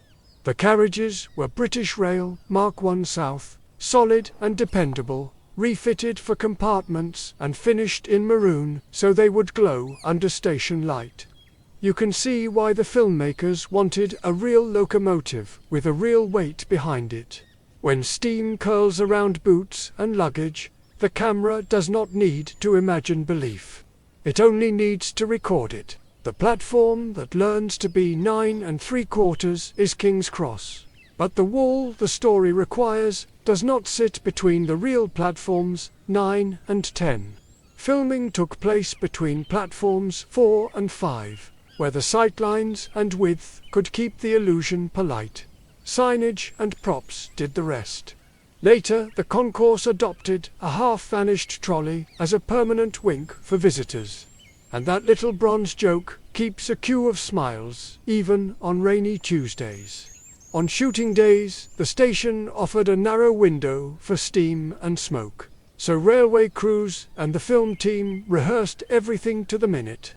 A burst of whistle, a slow roll of wheels, a wave to a camera that had already learned the choreography by heart. Inside the carriages, the compartments were rebuilt at the studio, so the lighting could be exact and the world could pass at the right speed. The walls flew away for lenses to lean closer. Shaker rigs taught the seats to hum with the gentle rhythm of welded rails. Rain sheets and wind machines gave the glass its streaks and size.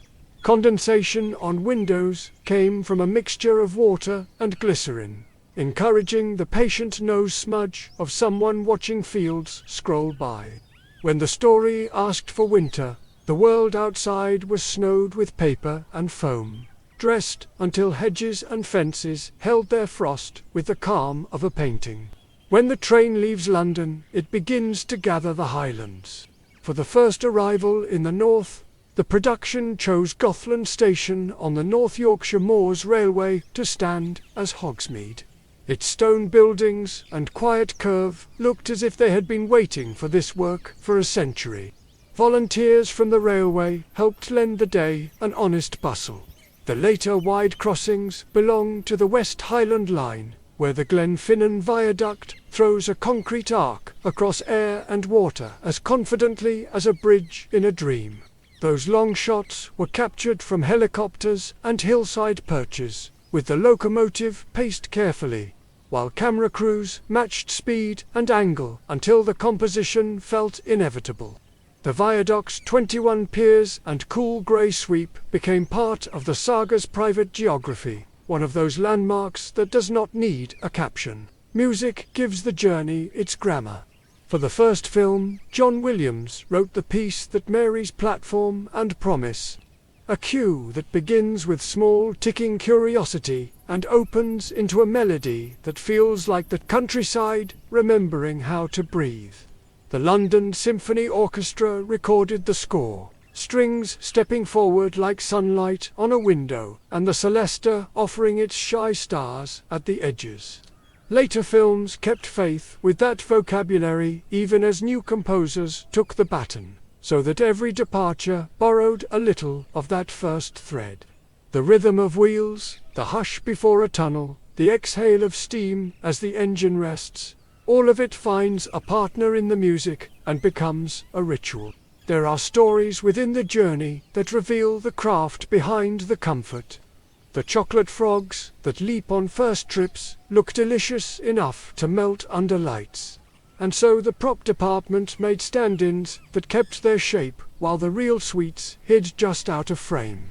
The trolley's neat pyramids were rebuilt between takes by a crew member whose job title might as well have been kindness.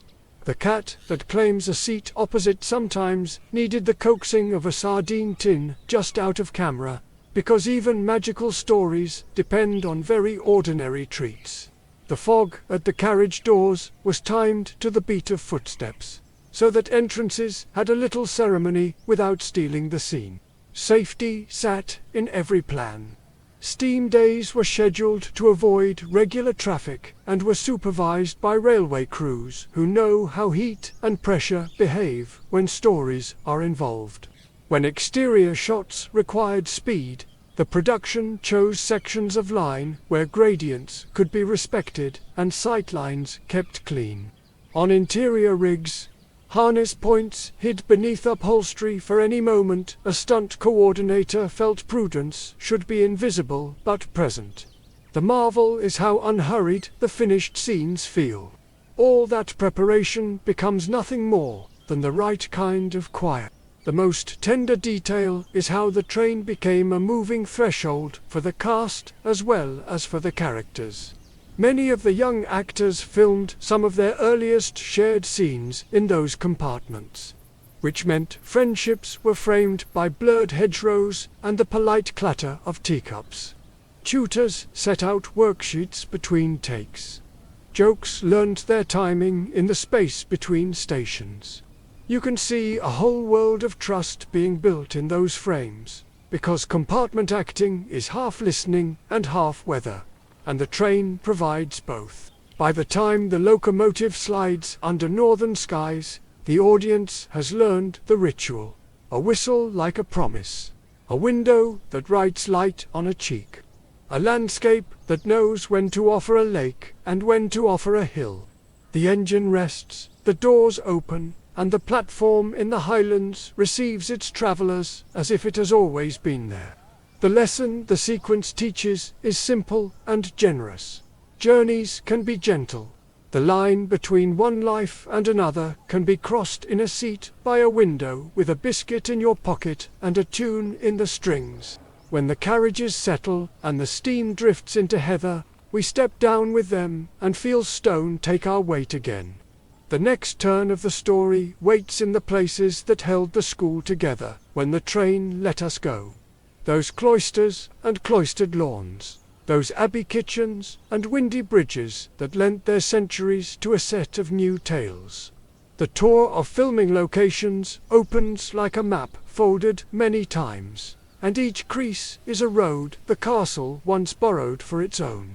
The map opens to the first crease and the corridor is already humming. Cloisters bloom into being beneath stained glass and a scent of old stone. Gloucester Cathedral lent its long passages to the castle's everyday journeys, and crews laid protective floors so centuries would not feel the weight of carts or cables.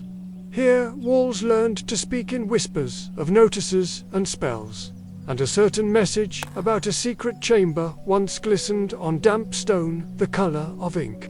The light that lives in these arcades is winter bright even in summer, and cinematographers let it paint cool halos around robes.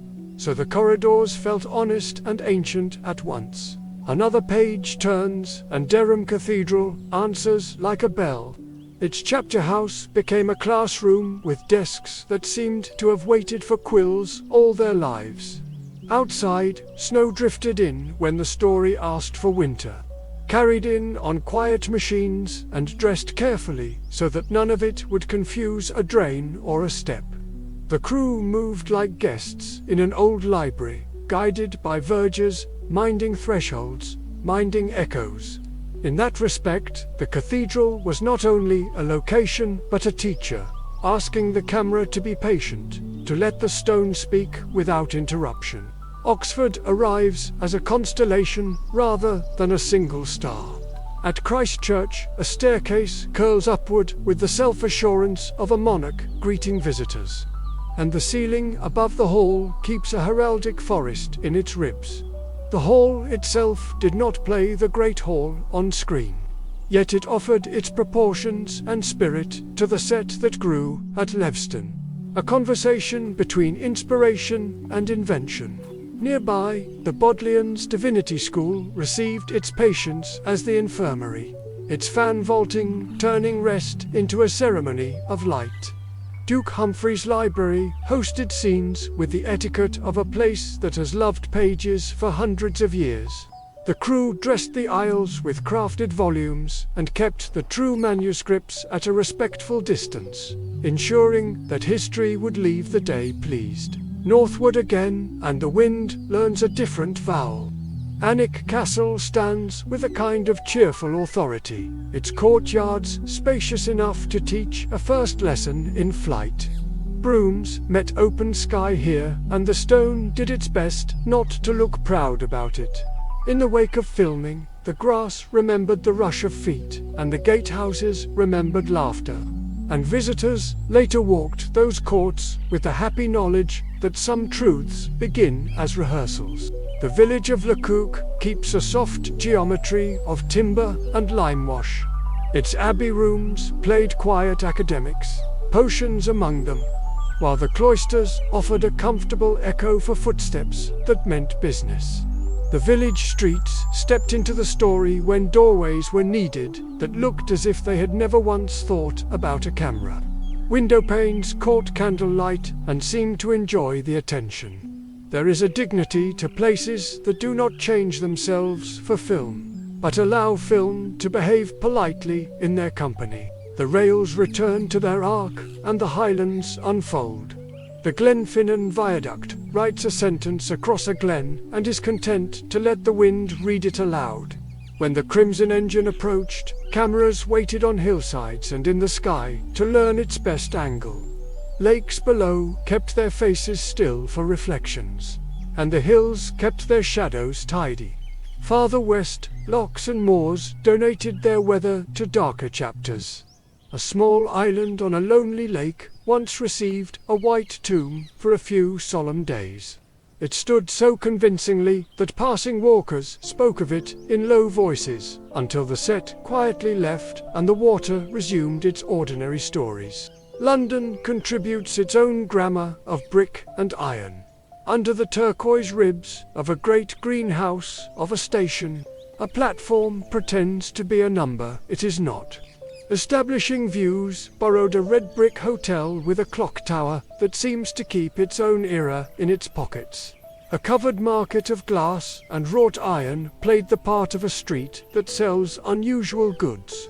Then later, another market took a turn with darker bricks and a different corner for a door.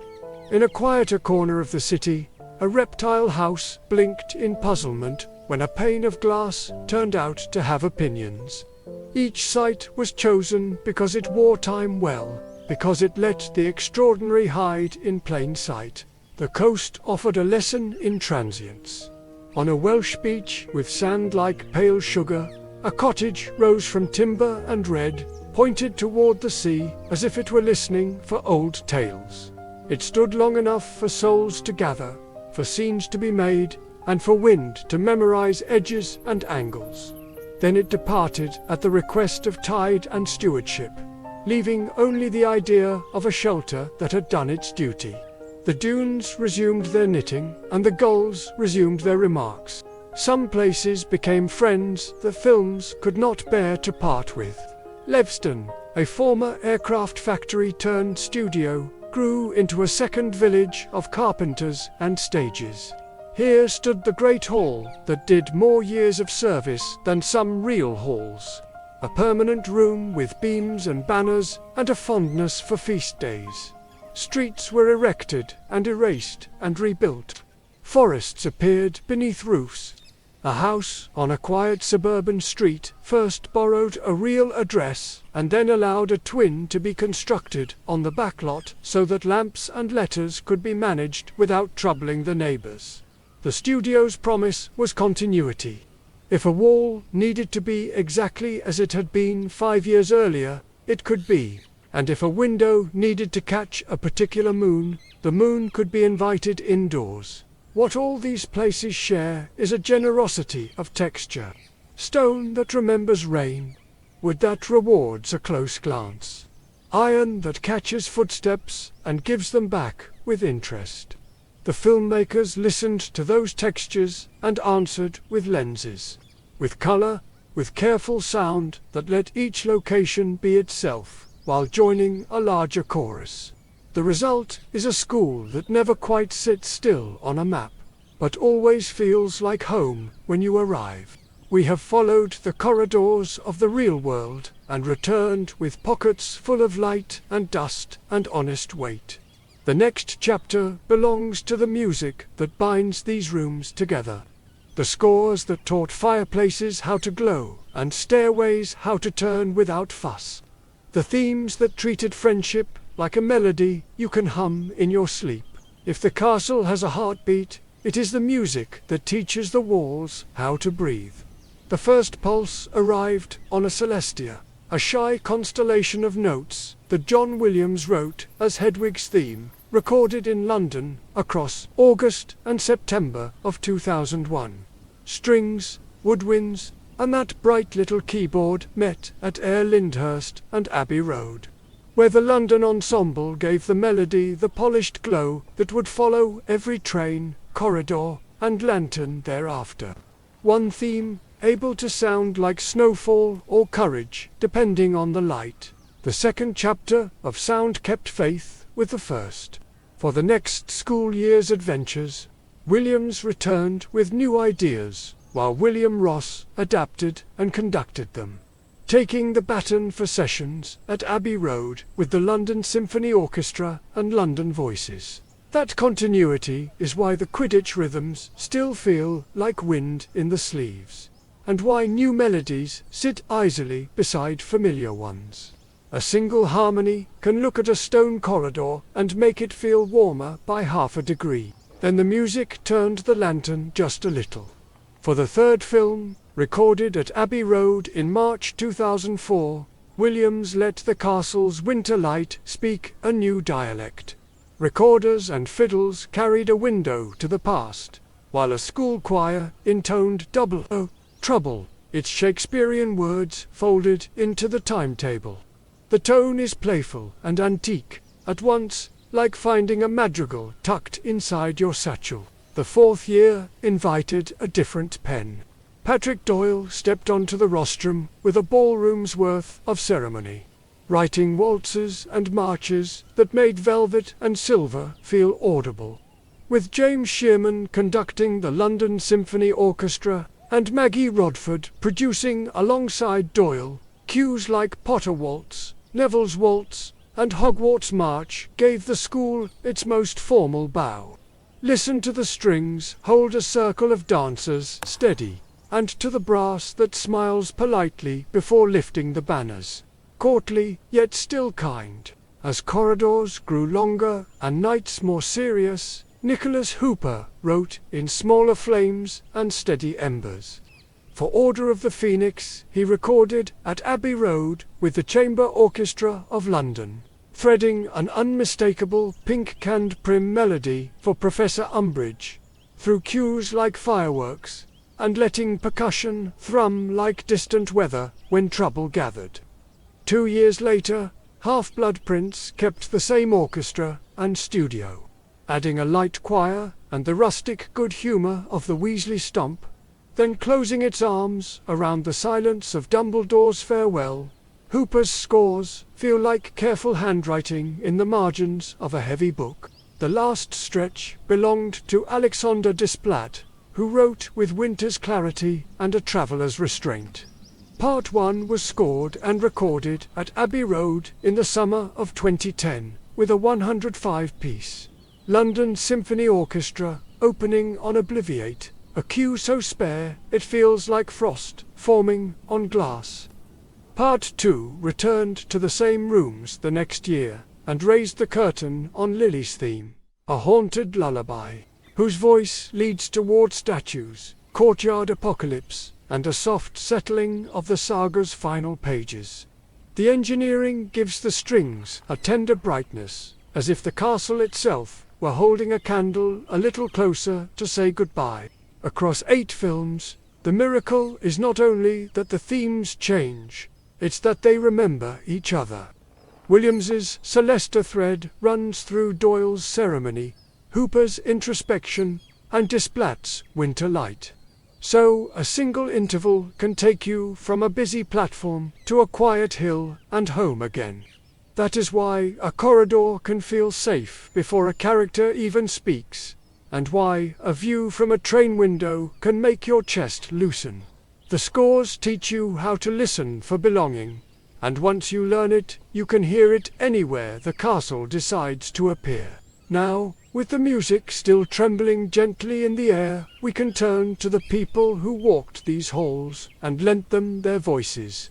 The next pages are gentle biographies, actors and their craft, the small on-set stories that became part of the school's memory, and the ways their lives carried the lessons beyond the gates. The music settles like starlight on the rafters, and the castle turns its attention to the people who walked its halls and taught the stones what voices sound like when they mean it.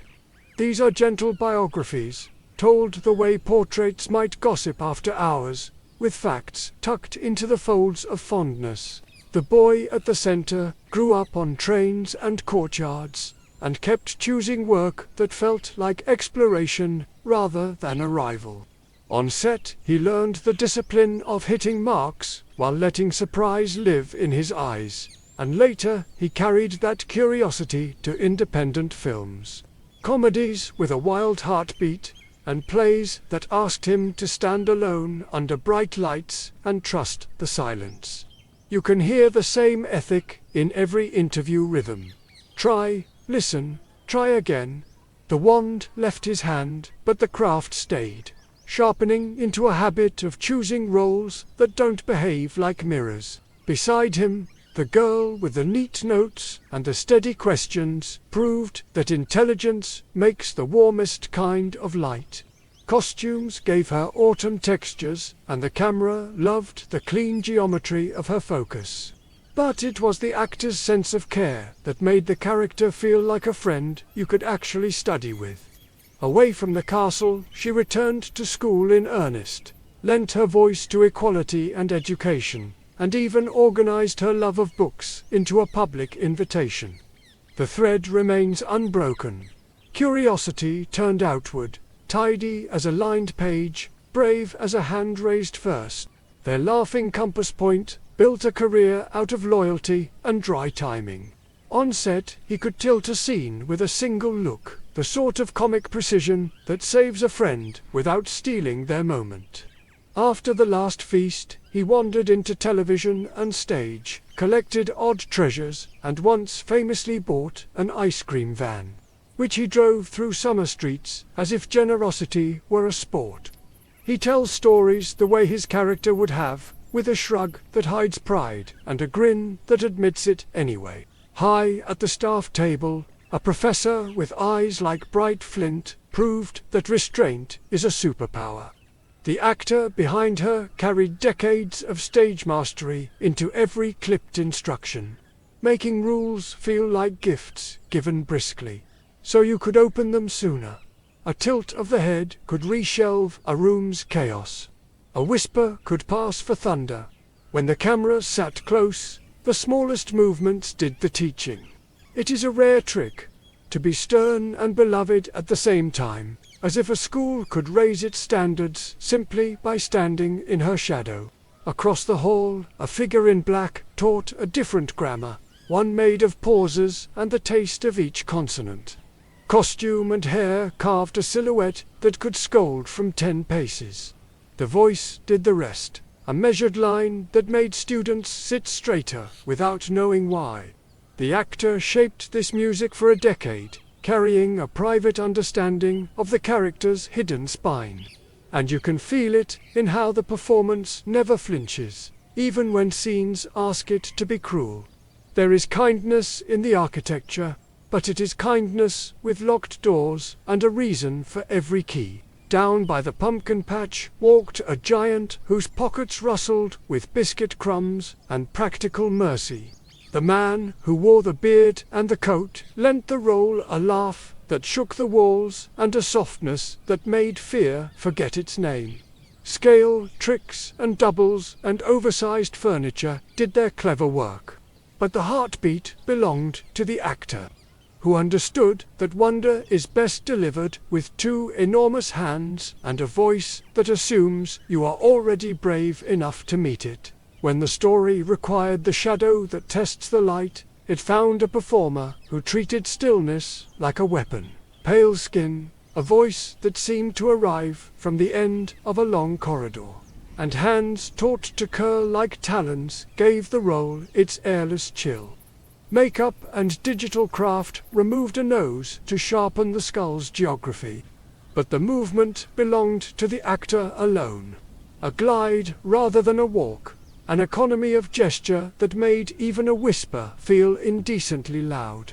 Villainy became a study in negative space. Another teacher arrived, dressed in pink and perfect posture, her smiles stitched just a shade too tight.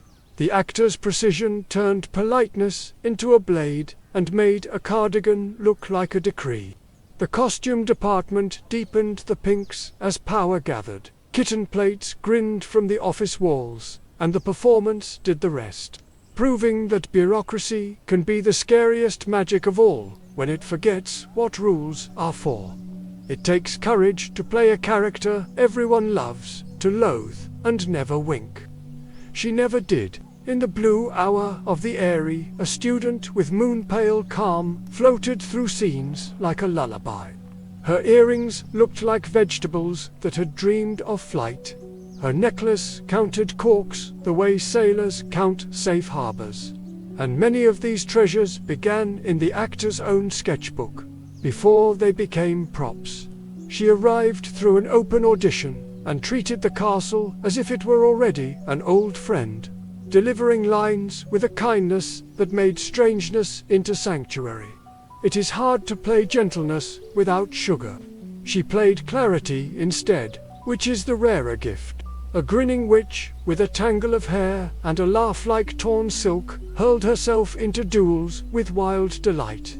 The actor who built her wore special teeth to tilt the mouth into mischief, swung her wand as if fencing were a rumor she'd invented that morning, and could turn a single side glance into a dare. Off camera, she was a storm of jokes and kindness.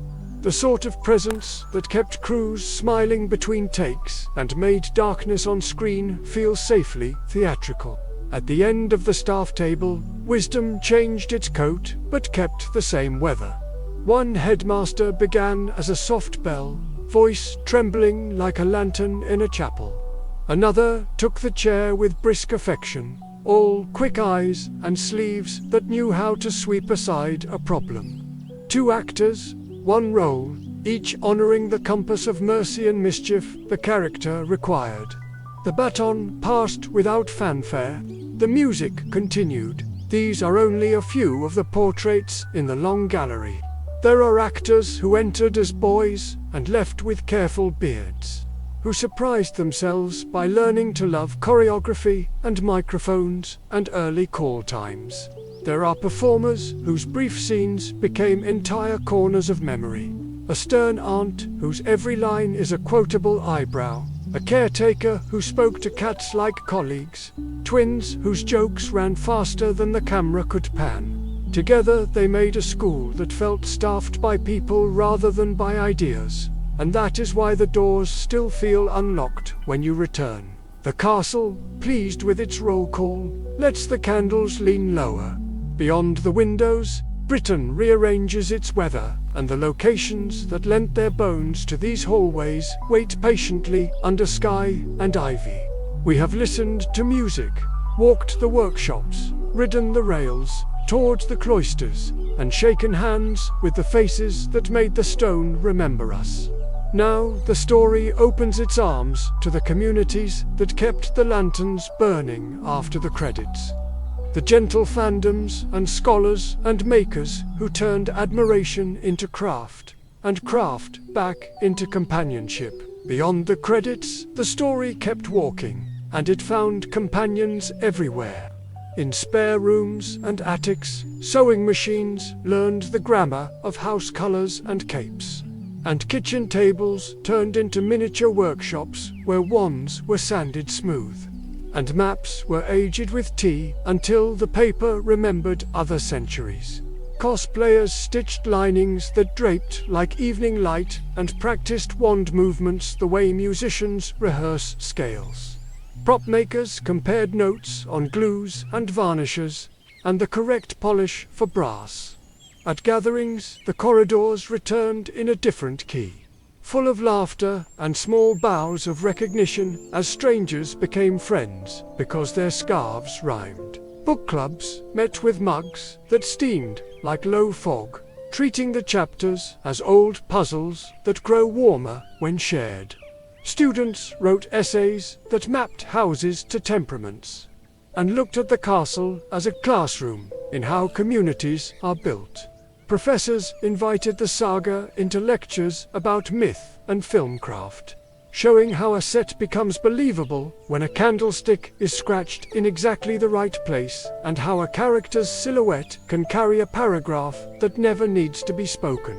Conferences assembled panels where costumers sat beside librarians and sound editors, every discipline revealing what it hears when the castle speaks. Museums and studio tours opened their doors like friendly wardrobes.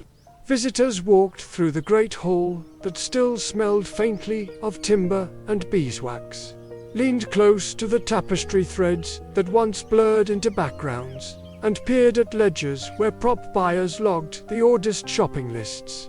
In glass cases, letters rested with their edges gently curled.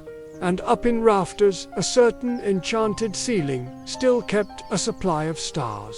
Guides explained how common objects became convincing wonders, and how the same corridor could play 3 different moods simply by changing its shoes and light. Outside, entire streets learned to behave like someone's favorite chapter. Shop windows stacked quills and sweets with theatrical rigor, and the air took on the shy perfume of warm sugar and old parchment. Interactive wands used hidden sensors so a small movement could persuade lanterns and fountains to obey. A quiet contract between maker and guest that says belief is a craft you practice together. Trains and viaducts welcomed more cameras as travelers retraced views first seen through compartments and viewfinders. The landscapes that lent their bones to the story found themselves smiling at new footsteps. The fandom carried kindness like a school rule. Charity drives turned house rivalry into a game that ends with full food banks. Online archives organized interviews and behind-the-scenes photographs so newcomers could learn the names of the people whose hands built feathers, brewed glues, and tuned instruments.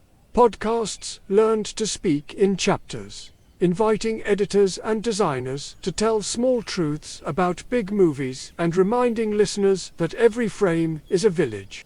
Scholars kept unshelving the ideas that linger in the stone. They wrote about choice and destiny, and how the sorting ritual becomes a meditation on becoming. They traced how music teaches belonging, and how props become characters by insisting on manners. They examined how friendship in the story is not a backdrop, but an active force that changes what rooms allow to happen. Some turned their attention to the ways a beloved world meets the world outside the frame, asking careful questions, tracing influences, and teaching audiences to read with both affection and attention. In parks and living rooms and libraries, children met the story for the first time, while grandparents found they could hum along without effort. Costumes that began as fabric became heirlooms that carry the memory of the wearer's laugh. Photographs of first visits to cobbled streets gathered in shoeboxes. A wand took up residence in a jar by the door, the way umbrellas do in damp climates.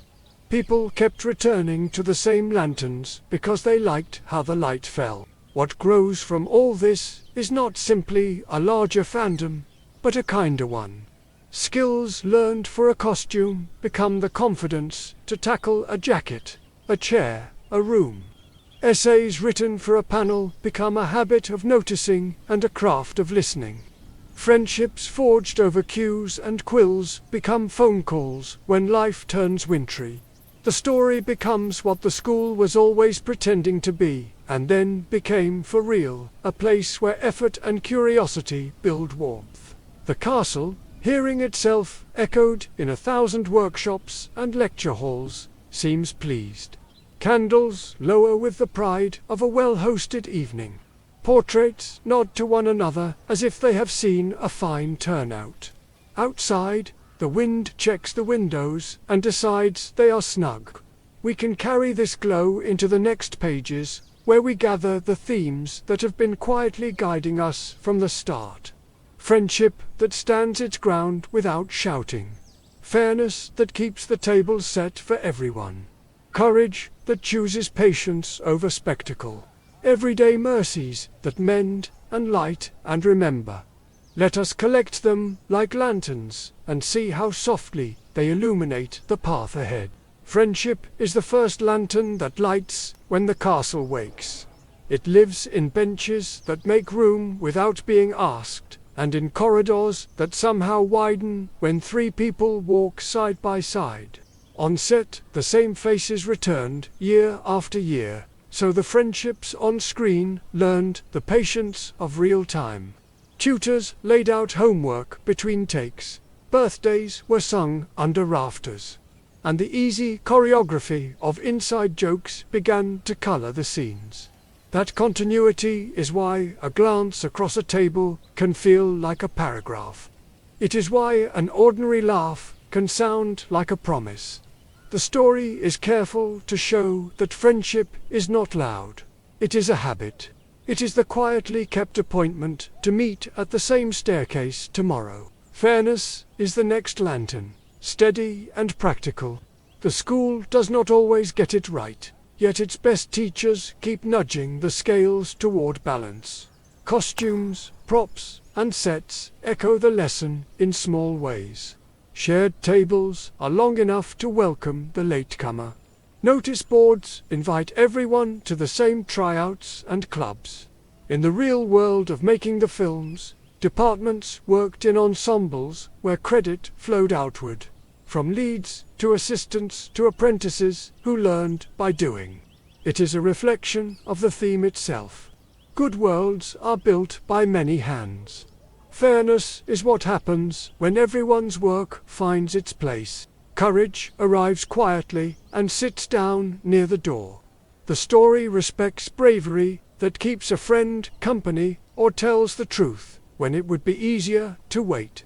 Directors framed these moments without noise. The camera often settles at shoulder height and allows a breath to complete itself before anyone speaks.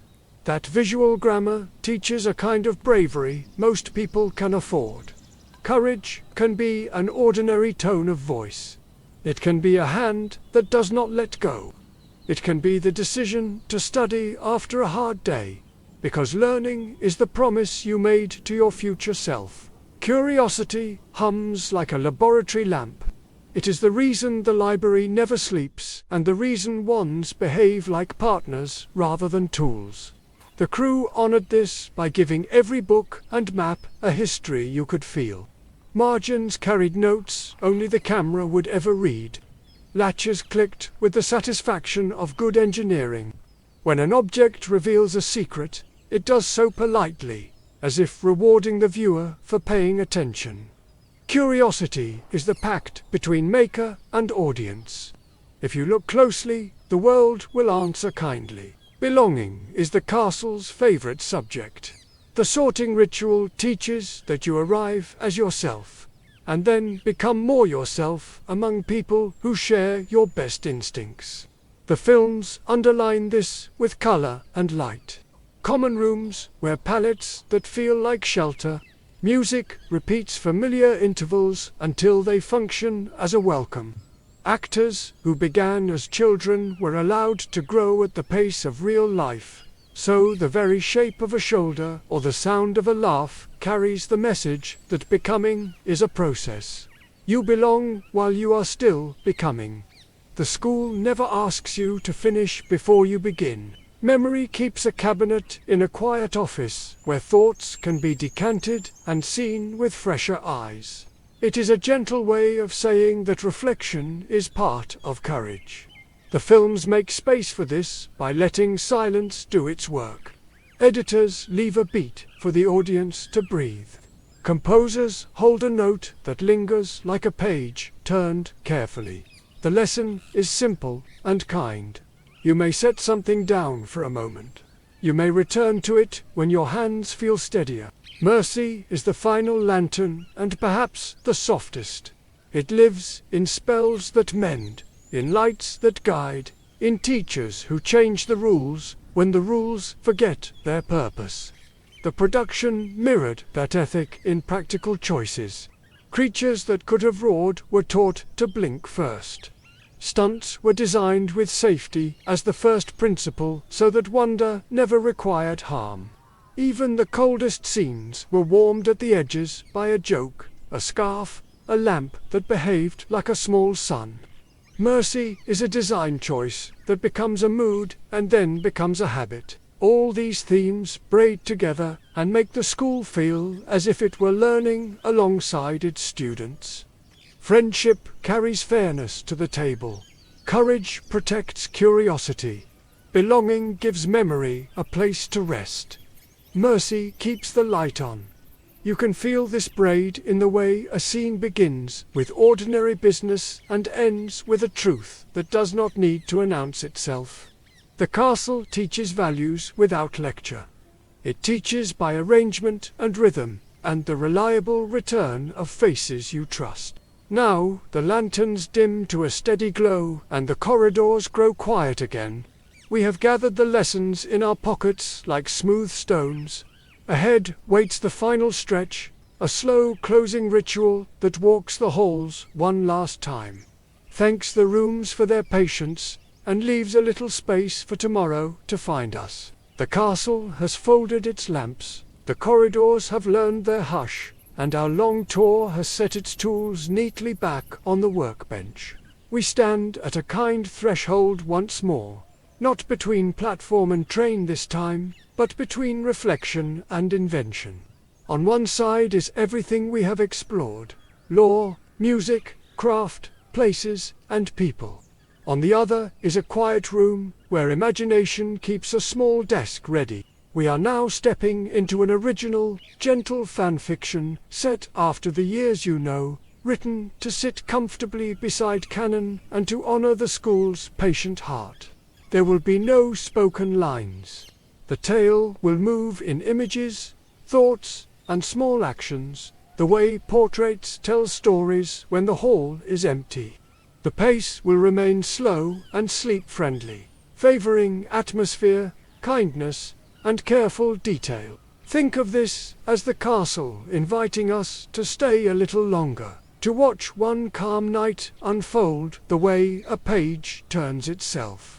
What follows is a self-contained chapter that uses familiar faces and rooms to explore soft themes of belonging, memory, and everyday magic.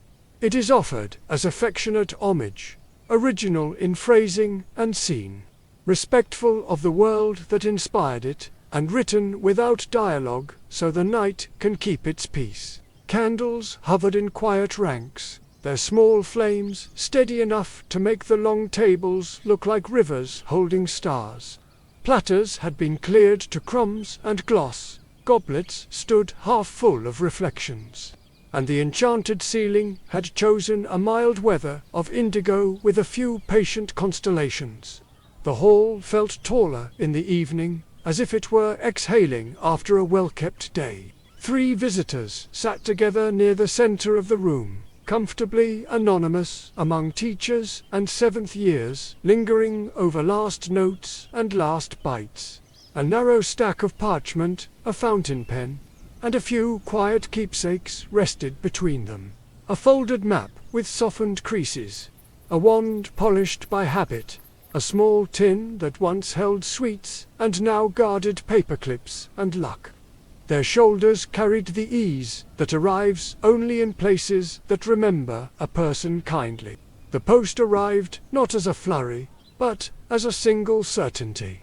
One owl coasted through the rafters, broad wings hardly stirring the air, and came to ground with a whisper of talons against polished wood.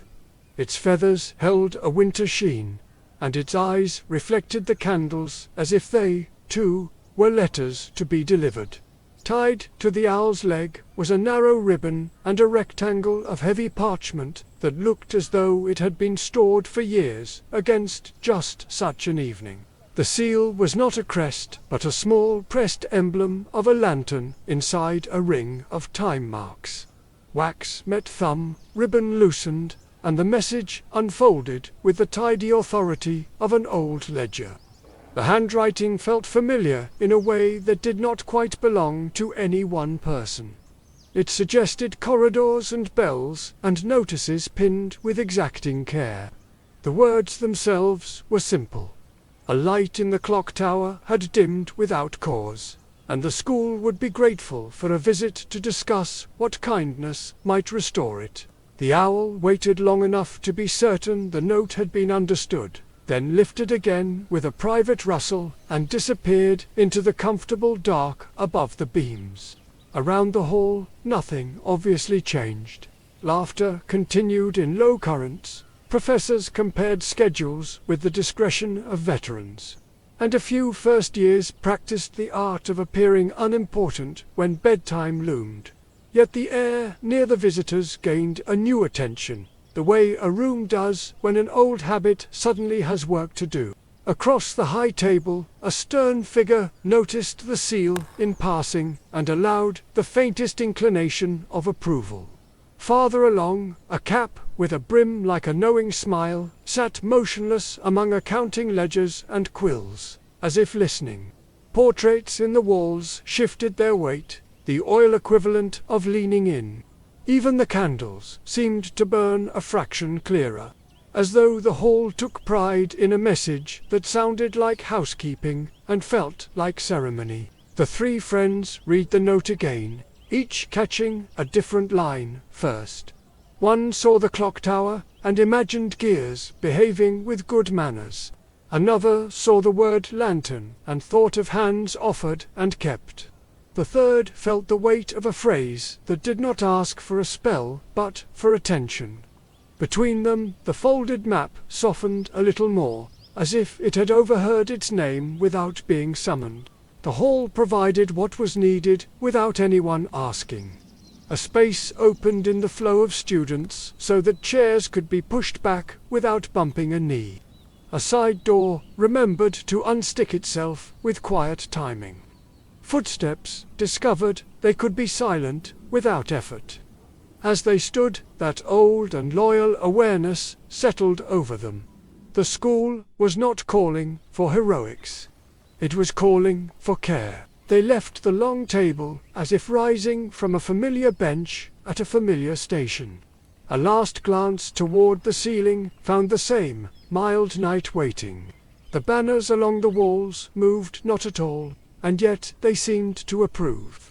The press of evening air in the corridor beyond the doors felt like a page turning itself, and the stone offered its cool steadiness to hands that brushed it in passing. Behind them, the great hall resumed its slow return to emptiness. Plates sealed their shine, goblets turned into dark little pools, and the remaining candles shortened with good grace. Outside the windows, a slice of moon rested in the angle of a distant roof, pale as chalk.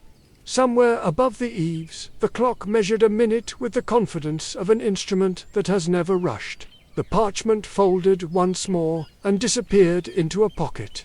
The emblem of the lantern remained for a moment in memory, as if stamped on the breath. Ahead waited stairs and an office where Wood remembers every visitor, and a hat that has opinions about everything but the future. For now there was only a corridor, the soft scold of a runner on stone, and the quiet knowledge that a light had asked to be seen. The stone staircase responded like an old friend, turning with a patient sigh until the landing presented a carved door and a brass handle polished to the color of late honey. Inside, the office arranged its many attentions without fuss. Tall windows admitted a lean moon. Shelves held books that looked as if they advised the shelves more than the other way round. A kettle rested on a small, sensible flame, breathing in little clouds. Silver instruments hummed at different distances from silence, each with a needle that preferred the middle of its dial. At the desk, a quill waited upright beside a blotter squared to the grain. On a side table lay a box of well-behaved biscuits and a square of linen folded once. Exactly. High above, portraits pretended to drowse and failed, shifting frames a finger's width to claim better angles. Their expressions softened the way stern faces do when they recognize a familiar errand. On a shelf near the hearth, a hat sat as if it had been listening for a century and intended to continue. A ledger came down from its niche with the unhurried gravity of a family Bible. The cover had been handled often enough to learn the shape of certain thumbs. Inside, columns had been ruled with meticulous care and headings written in a hand that believed neatness was an argument. Dates stepped down the page in orderly lines. Notes waited by each like tidy footpaths. The entry spoke of a single fixture, the clock tower lantern, and of its habit of brightening on nights when the school felt most itself. Occasionally, the hand recorded a dimming, rare as a lapse of memory, followed by a brief account of how the light had been persuaded to remember. Across one page, a careful rubric had been copied from an older volume, its ink browner, its letters more deliberate. For small sigils marched beneath it, each accompanied by a plain instruction, more practice than spell. A knot of ribbon for a promise kept, a crumb of sugar for a laugh shared, a question mark drawn without fuss for a question asked, well, an open palm for a hand offered first.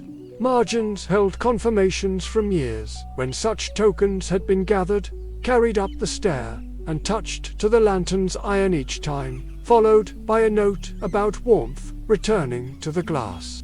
The quill made a brief, satisfied sound as fresh ink acknowledged tonight's dimming.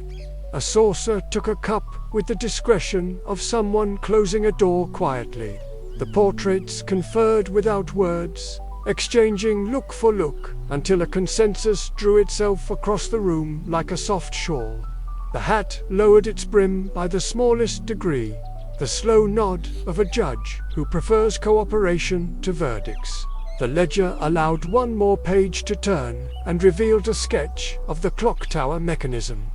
Gears patiently annotated, the lantern ringed with marks like hours around a face. Small arrows circled the rim as if to remind future readers that the light was not a blaze but a breath, meant to be steady rather than spectacular. In the lower corner, a note suggested that magic, in this case, was not the point. Courtesy was. Hands considered the tokens the way gardeners consider a seed tray. Not for their glamour, but for the hope tucked in their plainness. There was nothing to fetch from vaults, nothing to unwrap from velvet. The work asked for an evening's worth of attentiveness shared among many rooms. The office approved. Its air changed the way it does when a plan decides to become simple. A bookmark slipped between the pages and the ledger closed with a low, promising weight. The quill aligned itself with the blotter's edge. A key found its place beside a coil of string, as though volunteering a route. The portraits returned to their comfortable vigilance. On the shelf, the hat held still, brim set at an angle that could only be called wry. The door's latch pressed once, and the corridor received the visitors with its usual cool palm. Behind them, the office did what good rooms do at the end of a meeting. It tidied a thought, adjusted the light, and resumed its watch. Ahead waited the greenhouse damp of evening, the fold of warm kitchens, the hush of library lamps, and a stare that knew how to shorten itself for those carrying small, important things. The school had asked for courtesies. The night was ready to help collect them. Evening gathered on the slope where the greenhouses sat like long breaths held in glass. Along the frames, ivy practiced its manners and kept to the edges. Within, lamplight made the panes glow the color of warm honey. The path underfoot softened from flagstone to cinder, then to soil that remembered boots from every season since the rebuilding. A key turned with a discreet click, and the door learned its evening swing. Inside, air wore the perfume of damp peat, mint, and a clean metallic thread from copper watering cans lined in a row like patient instruments. Thermometers rested in their brackets, needles steady. Labels on clay pots announced tidy Latin to anyone who wished to listen. In one corner, a stout plant that had once barked at the world now snored gently into its leaves. Soothed by earmuffs hung over its pot like a blanket folded just so. At the center bench waited a low wooden tray, the sort used for starts and careful hopes. In it grew a modest thing with round leaves and a stem the color of tea. It was not shy, but it liked good company. A memory plant raised from a cutting taken in the first summer after the scaffolds came down. Its leaves held a dull shine until someone near it remembered a promise honestly. Then the edges brightened and a small light gathered, the way frost gathers on a window and becomes beautiful without anyone telling it to. On the work table lay a length of school twill, cut, narrow, and left for useful symbolism. The ledger had named it earlier with the plain instruction to make a knot for a vow renewed. Hands weighed the ribbon without fuss, as if testing a bridge. A small book of paper, slips, names, notes, reminders came out of a pocket and lay beside it, already agreeable to amendments. The greenhouse attended with professional interest. A misting wand hissed once and fell silent. Somewhere toward the back, a tray of seedlings adjusted their tiny shoulders and went on growing. The memory plant did nothing theatrical. It simply waited for attention to become intention, for a past promise to be brought forward and made contemporary again. A pen was uncapped, and a line written that changed nothing and everything. A reminder for a visit, a letter, a check-in that had been meant and postponed, now set into the world with a neat stroke.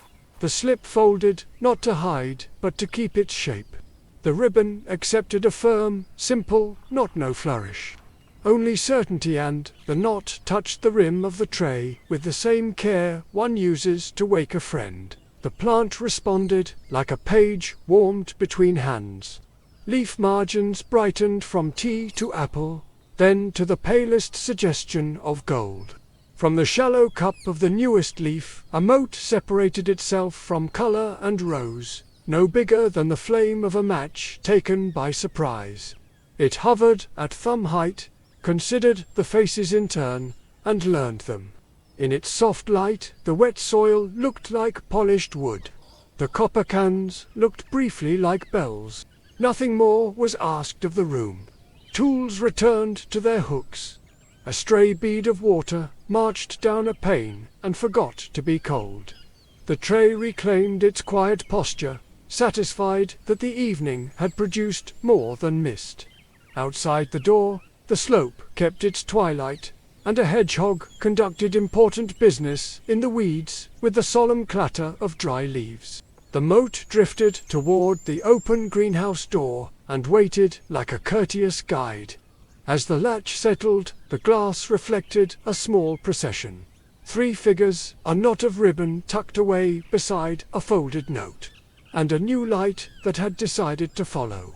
Along the path, the gravel did its best impression of a dotted line leading on, toward warmth and kitchens where flour and laughter share a shelf.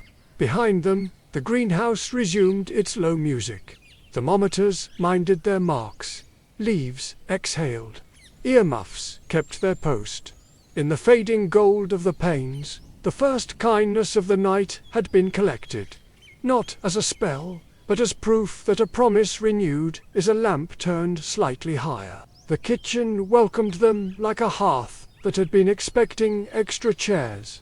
Copper pans shone on the walls like contented moons. A long table wore bowls of flour and a regiment of toasting forks, each with a biscuit poised above a gentle flame. House elves moved with courteous precision, their pride tucked neatly into folded aprons, setting out thick mugs that fogged the air with spice and warmth. From the doorway came the soft thump of an enormous coat and the careful clink of bottles settling into polite order. Heat and comfort arranged themselves around a small, shy knot of first years who hovered as if they were not yet sure they belonged in such a kindly room. A rack of butter gleamed. A bowl of sugar cubes waited with the gravity of ceremonial stones. The visitors took places without taking space, hands ready to steady plates, eyes ready to catch nervous smiles and return them intact. The evening chose its rhythm. Lift, turn, toast, breathe. The first mishap arrived with impeccable timing. A biscuit, too confident, executed a hopeful somersault and discovered gravity with comic finality. Butter declared itself on a sleeve in a shape that resembled a heroic creature viewed from a distance. The room's pause lasted exactly a heartbeat before it remembered that apprenticeships in belonging often begin with small disasters. Laughter rose, not pointed but embracing, the sort that folds everyone into its circle and leaves no one outside it. Above the barrels, a blur of stripes and trouble announced itself. A tin dipped, a ladle wobbled, and a handful of spoons attempted an ill-advised ballet. The saboteur's grin spread to the ceiling, but the kitchen's good manners prevailed. A toasting fork flicked at the right moment. A mug slid into exactly the place where it would prevent calamity. A tea towel leaped like a net and caught the coup de trait before it could happen. The would-be mischief-maker, confronted by such tidy foiling and by a buttered sleeve making a valiant show of dignified ruin, broke into a peal of laughter so pure that even the pans seemed to ring in sympathy. It was the precise sound the room had been waiting for. A sugar cube in the nearest bowl brightened at its edges, then gave up a single crystal that glowed like a captive snowflake. The crystal rose slowly, considering everything, and gathered to itself the warmth of biscuits, the patience of copper, and the breath of relieved first years. When it reached the height of a hand, it opened into a tiny sphere of light and took its place beside the glowing mote from the greenhouse, like a new star learning the sky from a friendly elder. The house elves accepted the event with the composure of professionals who have seen. Cupboards rearrange themselves and kettles hum in harmony. One slipped a paper-wrapped parcel into a large pocket with the satisfied tap of someone ensuring a traveller will not go hungry later. Another gave the buttered sleeve a square of lemon and a napkin's worth of absolution. Towels resumed their posts. Flames agreed to behave. Biscuit crumbs insinuated themselves into every definition of success. The corridor beyond welcomed them with a cooler draught and the sound of their own footsteps agreeing to keep secrets. Suits of armor attempted sternness and compromised with discreet jingling that could not help sounding like applause. The mischief maker, drifting just ahead, attempted a final flourish involving a salt cellar and a wobble. It failed with gentle grace. The grin remained. The little lights kept pace, the new one tracing tiny figure eights as if trying on its orbit for size. Along the stair, shadows nested in the crooks of banisters, and the portraits adopted the benevolent interest of witnesses to a tradition. The school had expected laughter, and had received it without anyone being the butt of its joke. That was enough. The second kindness of the night took its place beside the first, both drifting in a corridor that smelled faintly of sugar and old wood. At the landing, a single lamp burned with the careful economy of a reader saving the last of the oil. Beyond the arch lay the hush that books demand and reward. The air thinned into the cool of paper and ink. Somewhere, a chair cleared its throat in the language of furniture ready to be useful. The motes hovered, patient as punctuation at the end of a good paragraph.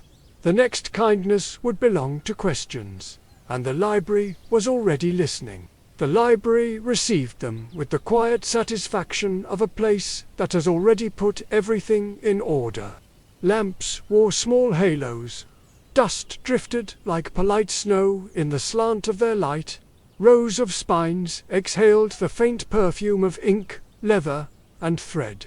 Behind the desk, a vigilant custodian arranged a stack of returned books until corners met corners, and then allowed herself the luxury of watching the room succeed at silence. In a side aisle, a Ravenclaw student hovered over a scatter of notes that had begun as determination and ended as confusion. The ink told the story, lines written too hard, arrows pointing everywhere, a thesis that had tried to be a verdict. A quill lay at an angle that suggested surrender rather than rest. The nearby table had been set for attempts index cards squared in little cities, a pot of glue with its brush rinsed and ready, slips of parchment numbered with hopeful Roman numerals. Two of the visitors approached with the discretion of students who have spent whole years here and still respect the hush. One laid out a neat stack of reference volumes whose indices already anticipated the question. Another opened a blank page and drew a simple shape at the top, the clean curve and dot that belonged to curiosity rather than certainty. Together they tidied the battlefield into a workbench. Sources to the left, notes to the right, a sheet in the center with space enough to breathe. The work proceeded without words. A finger traced a paragraph heading and then tapped a margin where a useful definition waited. A pencil, not a wand, crossed out the parts of the student's plan that wanted to prove rather than learn. A fresh line formed, softer, shaped to invite evidence instead of forcing it to kneel. On a separate slip, a quiet rule was written in small, tidy script. What would change this mind if it needed changing? The student's shoulders settled into a posture that belonged to listening. Pages learned their order. Citations arranged themselves like stepping stones across a shallow stream. The quill found a friendlier angle and resumed its patient scratching, this time in sentences that left room for other voices to sit down. A thin ribbon of relief unspooled across the student's features. Books nearest the table seemed to lean in the smallest degree, as if approving a reform they had been rooting for all along. When the plan stood whole, the simple mark at the top of the page, just that curved stroke and dot brightened at the edges. The ink did not change color. It changed conviction. From the dot rose the slightest glimmer, as if a bead of morning had decided to become light. It hovered above the paper, gathering to itself the lamp's patience and the calm from the reopened margins. Then it lifted, round and assured, and joined the two lights waiting at the end of the aisle. The custodian at the desk looked up with the kind of smile that lives mostly in the eyes and made a small adjustment to the quiet "Please" placard. Not because the room needed reminding, but because good habits enjoy ceremony. The shelves resumed their dignified stillness. The student stacked sources with care, slid the reorganized notes into a folder that finally deserved its string, and breathed as if the air had been rearranged to be kinder. The procession of three lights drifted ahead, leading the way to a door that liked to open on a cooler world. Beyond the threshold, the courtyard kept its own order. Flagstones, level, a bench remembering long conversations, a satchel forgotten near the steps by someone torn between pride and hesitation. The stair beyond it adjusted its length by an inch, making space for meetings that do not yet know they are meetings. The night, pleased with the third kindness, waited for the fourth. The courtyard held its breath in that hour when lamps discover their own halos. Flagstones kept a ledger of the day in fine chalk dust, and a bench along the wall remembered the weight of books and the lighter weight of decisions. Near the stair, a satchel had spilled its contents into a small geography of worry. Quills pointing like weather vanes, a ruler bridging to stones, parchment curling as if it wished to be braver. Two students hovered at opposite ends of the scene, each convinced the other should move first. One wore green-trimmed robes with the tidy sharpness of someone who irons their thoughts. The other had the comfortable scuffs of a wearer who trusts shoes to explain themselves.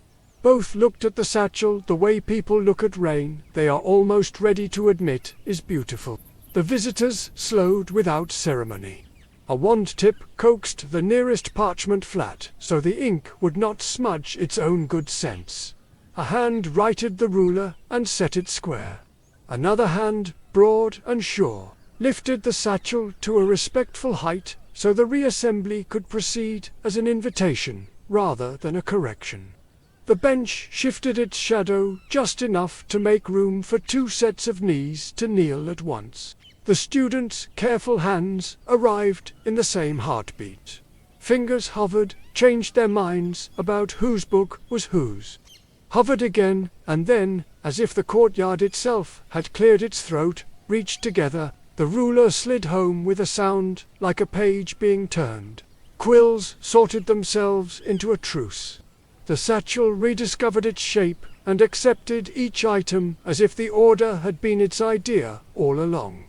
The final buckle found its tongue without complaint. A small gravity loosened.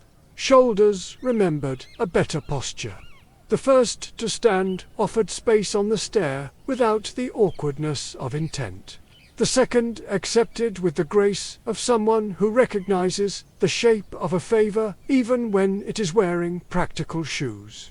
The stair, pleased, shortened its rise by the thickness of a book and pretended it had always been that way.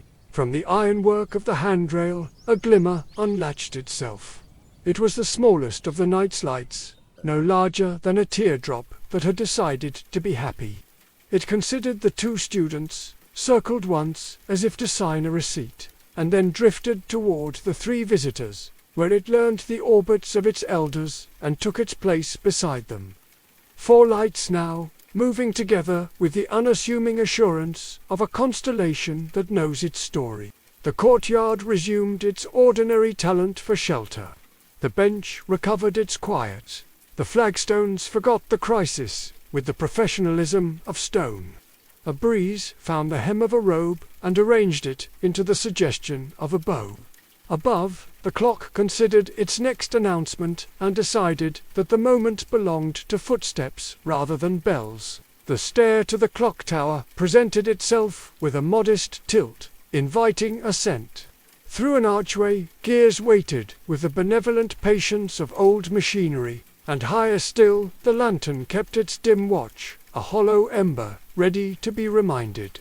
The moats lifted ahead like courteous guides. The castle, satisfied by the 4th kindness, opened the path in long, even breaths. The stair began as stone and shadow, and then learned to curve with a courteous mind of its own. Each turn offered a small rest for breath. The walls kept the cool of evening, even this high above the courtyards. Through narrow slits the school appeared in cutouts of roof and lawn and the far ribbon of the lake. Somewhere inside the works a gear clicked with the satisfaction of a task that knows its hour and keeps it. The 4 lights travelled ahead at shoulder height. They kept formation without effort. The first with a faint green memory of leaves. The second with a glow that remembered copper and sugar. The third as clear as lamp glass. The 4th small and steady as a tear that has changed its mind. Their light did not announce itself. It simply found surfaces and trusted them to be beautiful. Air shifted as the stair climbed into the tower proper. The scent of old oil and clean metal met the faint perfume of beeswax that drifted up from the halls below. The mechanism stood in quiet pride, a forest of wheels and rods that moved together with the decorum of a well-rehearsed choir. Numbers had been painted on certain teeth in a careful hand many years ago. They still knew their jobs. A pendulum crossed its small country in even steps. It had no interest in hurry. The lantern waited within an iron ring that marked its place as the heart of the clock. Glass panes formed a tidy hexagon. The surface caught stray beams and gave them back like water. Tonight the light within dozed rather than burned. It filled the casing by courtesy rather than conviction, and left the edges undecided. A pale remainder of something that had once been more sure of itself. Spells did not feel correct here. Wands stayed low. Hands learned the room instead. One ran across a bracket to feel how much was iron and how much was time. Another tested a pane to see how the glass offered its cool to a palm. A third measured the quiet and found that the loudest sound was breath. The 4 lights slowed and hovered near the irons, then refused to move any nearer while wood and feather remained between them and skin. The stair had shortened its last rise by the depth of a book, so that the approach could be even and unhurried. The floor kept its level. The room gathered a balance that felt deliberate. The ledger had argued for courtesy, and the tower agreed. The way forward asked to be simple. 4 palms lifted and found their places on the ring that held the lantern. The metal gave back its well-kept chill. For a moment nothing changed. Then something very small did. The lights leaned in, almost imperceptible, as if checking whether the invitation had been understood. The clock listened to itself. The pendulum crossed once. The room made a shape around Patience. Below, the school shifted in its sleep. The great hall tucked Silver a little closer to wood. The library closed one more book with a sigh that hoped to be useful. A portrait changed frames with the smallest scrape and found a better view of the stair. On the grounds, a night bird tried a note and discovered that the air was ready to carry it. In the tower, the 4 lights remained just beyond the glass, waiting for a permission that could not be spoken. The iron under the hands learned a fraction of warmth. The glass learned the contour of 4 fingers and a thumb, exactly where a maker a century ago had imagined they might rest. The lantern did not brighten. It considered. The pendulum crossed again. The mechanism marked the moment with a click that was almost polite. The tower allowed a single soft draft to move upward, and then stilled it. The way a choir takes breath together and holds it for the first note. The hands on the iron ring held steady. The lights drew closer by the width of a breath, and then held as well. The hour had not struck. The room was not yet ready to change. It was almost ready. The 4 lights waited at the glass like visitors at a friendly door. The next act belonged to the lantern itself. The school, having gathered its courtesies, settled to watch. The tower held its breath the way a chapel holds light. 4 palms rested on the iron ring. The metal remembered its own purpose and offered back a measured cool. The lantern waited in its glass with the patience of an instrument that has not forgotten how to sing. Heat arrived as a thought before it became a sensation. The iron learned a slow warmth from skin. The glass accepted it and softened its reflection until fingerprints turned into small constellations. The 4 lights, each with its own history, drifted the last width of a breath and touched the panes in 4 places that a long ago maker had imagined and marked with a craftsman's eye. The room found a balance that felt earned. A glow began where touch met glass. It gathered in the corners first, as if coaxing shadows to agree. Then it sealed the edges, pane by pane, with a seam of honey-colored brightness. The 4 motes breathed together once, as if remembering the rooms that gave them birth, and then eased themselves through the surface. Inside the lantern, their paths curled and crossed like threads pulled through the same stitch. The flame that grew was not a blaze. It behaved like a candle that knows it will be needed all night. The glass learned gold from within. The ring beneath the hands became kinder to the touch. Far below, a stair paused in its own turning, as if to listen. In the mechanism behind the lantern, a tooth met its partner with a small click that sounded pleased rather than punctual. The clock marked the hour with bells that understood the value of restraint. The first note stepped carefully into the air, round and clear. The others followed at even distances, each leaving space for the school to breathe between them. In the great hall, Silver caught the sound and returned it in tiny stars. In the library, a sleeping book closed itself more completely. In the common rooms, a few late chairs slid an inch closer to the fire, as if answering their names. Portraits across the tower opened their eyes with the shy satisfaction of witnesses who had hoped for exactly this. A stern figure behind the desk in the office below looked up from an unfinished page and allowed a very small change at the corners of the mouth. On the grounds, a lantern by a gate decided to burn a fraction steadier. The viaduct out in the hills did nothing at all, and yet seemed taller. Through the clock face, the relit heart announced itself to the night. It did not glare. It kept a steady, human scale, the tone of a lamp left in a window for someone due home. The gears beside it resumed their soft commentary. Oil remembered its duty. The pendulum crossed and returned, content. The iron under the hands cooled to its ordinary self, having passed the message along. The glass held a glow that would not argue with the dark, but would not surrender to it either. The air in the tower settled back into oil and beeswax and stone. The four who had come left no mark except the kind that rooms prefer to keep. The trace that lives in the memory of a handle and the way a floorboard chooses to hush a footstep. On the landing, the little procession paused. The lantern shone through the face of the clock, turning numbers into a ring of quiet. The school seemed to stand a little straighter, as if reminded of its best posture.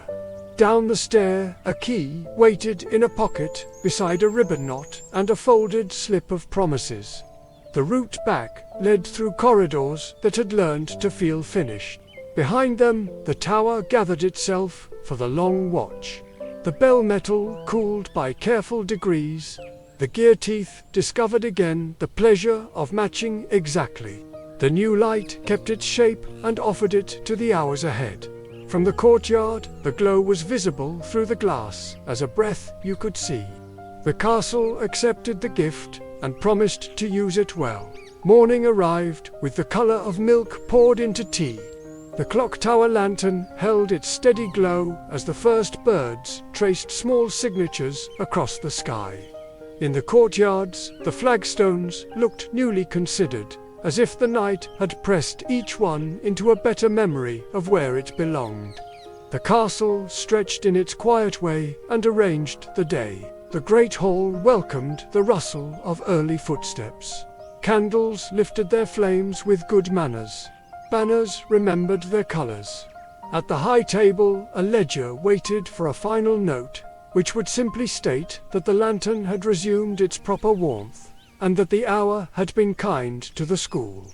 The portraits kept an eye on the doors with the benevolence of witnesses who prefer to observe rather than to be thanked. Along the greenhouses, dew set its small jewels in rows. The memory plant held a faint gilt at the leaf edges, as if pleased by its part in the work. In the kitchens, a rack of clean mugs glowed faintly, and a square of paper wrapped around a parcel found its way to a pocket that seemed designed to carry it. In the library, a page left open to a careful question had been turned by a considerate hand, and now rested beneath a ribbon that understood its task. On the courtyard stair, the satchel buckle remembered how to close without complaint. The clockwork in the tower moved with a confidence that sounded like grace. The pendulum kept its measured crossings. Oil learned again how to wait. From the lawns, the lantern could be seen in the frosted glass of the clock face. It did not call attention to itself. It shared its light the way a good habit shares comfort. The four places on the iron ring where hands had rested cooled to their ordinary touch and kept only the memory that rooms prefer to keep. The three friends moved through the corridors with an ease that belonged to people who have finished a task without crowding it. A staircase behaved properly. A portrait adjusted a frame to a better angle. A door that prefers to stick in damp weather forgot to. The school had asked for courtesies and had received them. It now returned the favor by making small paths simple. At the edge of the grounds, the crimson engine stood quiet in its siding, paint catching the pale sun. Somewhere in the wood beyond the lake, a creature paused and then continued important work. The breeze over the viaduct decided it would be mild today, and then kept its decision. Each place the friends passed offered a tiny acknowledgement. A hinge did not squeak. A latch learned restraint. A banister remembered the right height for a resting palm. The ledger closed its covers with the contentment of an account that balances. The sorting hat held still with a brim set at the exact angle that usually means approval. A kettle settled on its trivet as the small flame below it went out. The office window admitted light that did not need to be brighter. For today the school would teach and learn in the ordinary way. The lantern would keep its watch without asking to be noticed. In the corridors, students arranged their days. Some carried maps that did not need to speak. Some borrowed books that would return richer in penciled questions. A first year stopped to retie a friend's shoelace and discovered that the stair above had shortened by one step. Two older students compared notes in a corner and found that the light by the notice board had decided to burn a touch warmer. These were the signs by which the castle chooses to communicate when everything is as it should be. Before the hour when classes begin, the tower bells offered a brief conversation to the air. It was not a summons, it was a greeting. The sound moved through rafters and across lawns and found every room it needed. The lantern answered without words. It simply kept its steady heart and let the school arrange itself around that certainty. Later, long after the day had folded itself into evening again, a small chalk line appeared on a blackboard in an empty classroom. It was not a message so much as a reminder. Be kind. The chalk dust settled and considered its achievement. Somewhere a suit of armor tried not to jingle and failed with good humor. The night resumed its watch with the lazy confidence of a keeper who trusts the routine. The lantern in the clock tower breathed as a candle breathes. The castle closed one more door and opened one more window and continued. The four kindnesses remained part of the building now, tucked into hinges and handrails and the soft logic of stair lengths. If anyone wondered why the school felt easy that week, the answer was simple. A promise had been renewed. A laugh had been shared. A question had been asked. Well, a hand had been offered first. The clock tower settled into its long, even breathing, and the day folded itself with practiced care. The lantern kept its modest heart, and the corridors learned their nightly hush. In that comfortable quiet, a single page in the great book of the castle loosened at the corner, the way a page does when it is ready to be turned. The school would keep its watch. Our story could travel. Beyond the gates, autumn arranged a softer weather along the lanes. Leaves rehearsed their gentle departures. The viaduct held its line across the glen with patient pride. Somewhere a familiar pair of glasses caught the morning, as he stood at a window that knew his outline. His life had grown into quieter patterns, yet certain paths still opened for him when the world asked for care. A satchel waited by the door with a map that preferred honesty, and a coil of string that had learned a dozen useful knots. The lantern in the tower remained a small star behind glass, a promise that home would be exactly where we left it. Our next step will follow. Harry beyond the school's walls on an errand that begins as a courtesy and becomes a mystery, written in rain and railway light. The chapter is already choosing its title in the margin. The first sentence has decided to arrive as footsteps on a platform that knows how to keep secrets. Rain arranges the city into softened lines, and Harry stands at a kitchen window that knows his outline. The morning is the color of pewter and steam curls from a mug on the sill. On the table rests an envelope that smells faintly of coal and old varnish. It carries no crest and insists on nothing. Inside is a ticket printed on heavy card, the ink the precise brown of a timetable from another century. No stations are named. Only a time is offered, and the word courtesy written where a destination ought to be. The request is not an order. It feels like a nod from someone who prefers the old ways. It is the kind of errand that begins with respect and continues because he understands what platforms mean. A satchel waits by the chair. The map inside it has softened corners and a habit of never getting lost. A coil of string sits next to it and pretends to be ordinary. King's Cross receives him with its great glass ribs rinsed by rain. The concourse hums with luggage wheels and the polite thunder of announcements. Harry moves the way experienced travellers move, with attention that leaves room for kindness. He pauses where help is needed. He thanks with a glance rather than a hand. The ticket warms slightly in his pocket. As he passes a familiar red brick curve between two signs that have never agreed about numbers, there is a new stillness near the place that remembers what it used to be. Bystanders drift without noticing they have drifted. A cleaner's cart wheels around a small puddle that refuses to spread.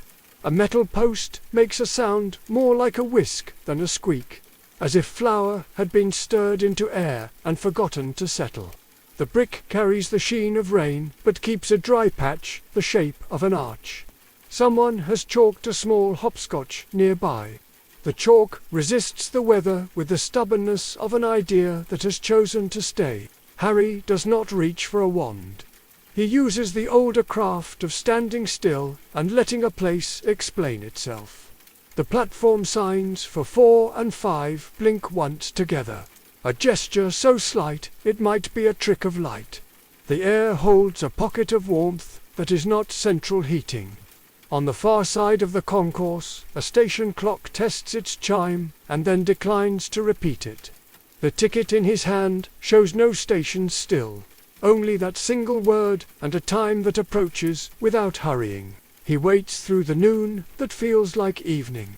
Trains come and go like tidy sentences. A woman reads a letter and tears it neatly in half, and then carefully into quarters.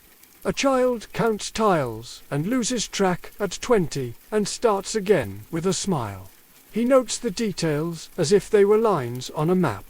None of them ask to be part of a mystery, yet each agrees to be near one. When the bustle thins, he steps toward the brick that keeps a dry memory and lays the ticket against it. The card offers a friendly chill. Nothing grand occurs. Instead, the station edits itself in small ways. A breeze arrives from a direction that has no door. The smell of sugar and steam threads the air as if a trolley has decided to rehearse. Somewhere in the ironwork a drop of rain travels, stops, and chooses a new path. It is the kind of rearrangement a good portrait makes when it recognizes the sitter. The blank ticket lifts its own corner, as if to indicate the correct line of sight. He follows it to a neglected notice board near the parcel office, the sort that keeps lost spectacles and the memory of their owners. Where a tourist map should be, there is a sheet of paper with crisp edges and type that looks set by a hand press. It is a timetable of one line only. Night service, listed for the time on his card, with the remark by courtesy of the line. No platform is named. A small emblem sits beneath the words. A lantern inside a ring of marks, like ours. Rain slows to a fine mist, and the station begins to reset itself for evening. He notes that the arches along the wall seem a shade deeper. He notices that the brick's dry patch takes on the mild sheen of breath on glass. He hears a whistle from a distance that might be memory, or might be weather, or might be the place itself clearing its throat. He considers the way the ticket's ink has not run in the damp, and how the letters seem to accept their duty rather than assert it. He remains, after closing, with permission arranged the ordinary way. Lights step down to half and then to a blue that belongs to cleaners and watchmen. The floor keeps the shine of a day well used. Security walks a polite circuit and learns his face. When the minute hand approaches the announced time, the blank ticket warms in his pocket, as if it had been held in a coat near a stove. He takes it out, and it is no longer blank. It names no destination still, only a phrase that feels like a welcome. Kindly wait within the arch. The station never fails to be a station. It keeps its architecture and its duty. Yet the piece of wall that remembers another life takes on a quality that stone adopts when it is about to open. The chalk hopscotch brightens at the edges, as if the numbers have decided to glow by themselves. A ripple runs along the metal rail of a trolley. The smell of coal grows distinct, and is then tempered by the honest, clean note of rain on iron. He does not push, he does not run. He stands at the line where brick becomes story, and lets the moment arrive at its own speed. A faint shimmer crosses the surface like a breeze across tall grass. The timetable on the notice board turns a single page by itself and shows the same entry again, as if to assure anyone watching that nothing has been missed. The ticket in his hand cools and settles. Somewhere underfoot he feels a far echo, the kind a rail makes when it is deciding whether to sing. The hour presents itself with quiet formality. The arch does not vanish. It simply agrees to be two things at once. For a breath there is the taste of steam and the shadow of a carriage without weight. The lantern emblem on the ticket reflects a light that does not come from the concourse. Then the sensation passes, leaving only brick and rain and a man who has recognized a threshold behaving like a threshold. The first part of the errand ends where thresholds always end, with a decision to return when night prefers company. He notes what the place has revealed and what it has kept. He folds the ticket and replaces it carefully in the pocket where a map already lives. The station sees him out with the courtesy it extends to late travellers. Outside, the city lets the last of the rain go. The viaduct will hold its line in the morning. The lantern in the clock tower miles away will keep its modest heart. The next part waits where all good mysteries wait, in the space between a promise and the train that honors it. Evening returns as a quiet decision, and the station lowers its lights to the hue that belongs to caretakers and keys. The concourse breathes a colder air that carries the clean scent of rain, drying on iron. The arch that kept a dry memory of itself looks warmer now, as if brick could remember the touch of steam. The ticket lies against Harry's palm with the weight of something recently printed by an old machine. A watchman passes and tips the brim of his cap with the economy of someone who respects routine. Somewhere a broom draws its last neat line and rests. Announcements cease, and the roof decides to keep its secrets. The hopscotch beside the parcel office glows at the edges in defiance of weather. Each number a small moon. The minute slides into place. The arch agrees to be two truths at once. The brick remains brick, sensible and respectful of architecture. Yet the space just beyond it lengthens and gathers lamplight that does not come from the concourse. Harry steps through with the same care he would use to cross a library threshold at closing. The floor learns a new rhythm underfoot. The air changes its mind about being ordinary. A modest platform reveals itself, shorter than it first appears, lit by lamps with glass sides that keep their flame as if they had been taught manners. A carriage waits behind them, not crimson, but the dark green of a practical coat.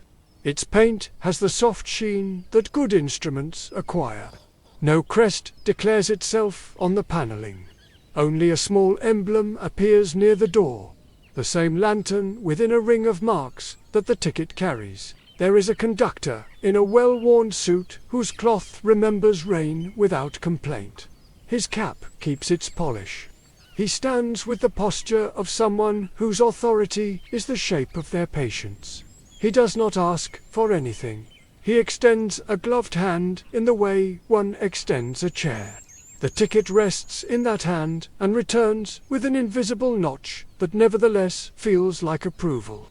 A punch mark in the exact shape of a tiny clock face catches the lamp and gives it back as a quiet wink.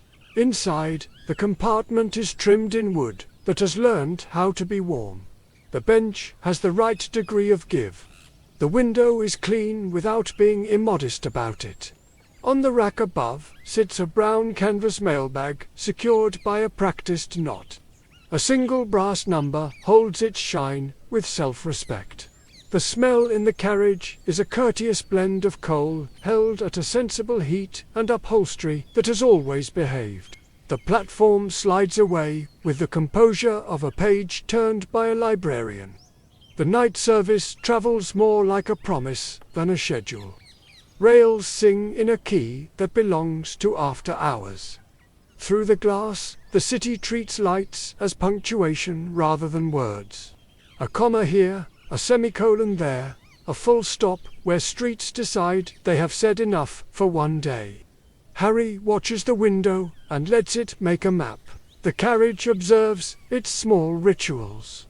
A rack clicks once, as if counting itself present.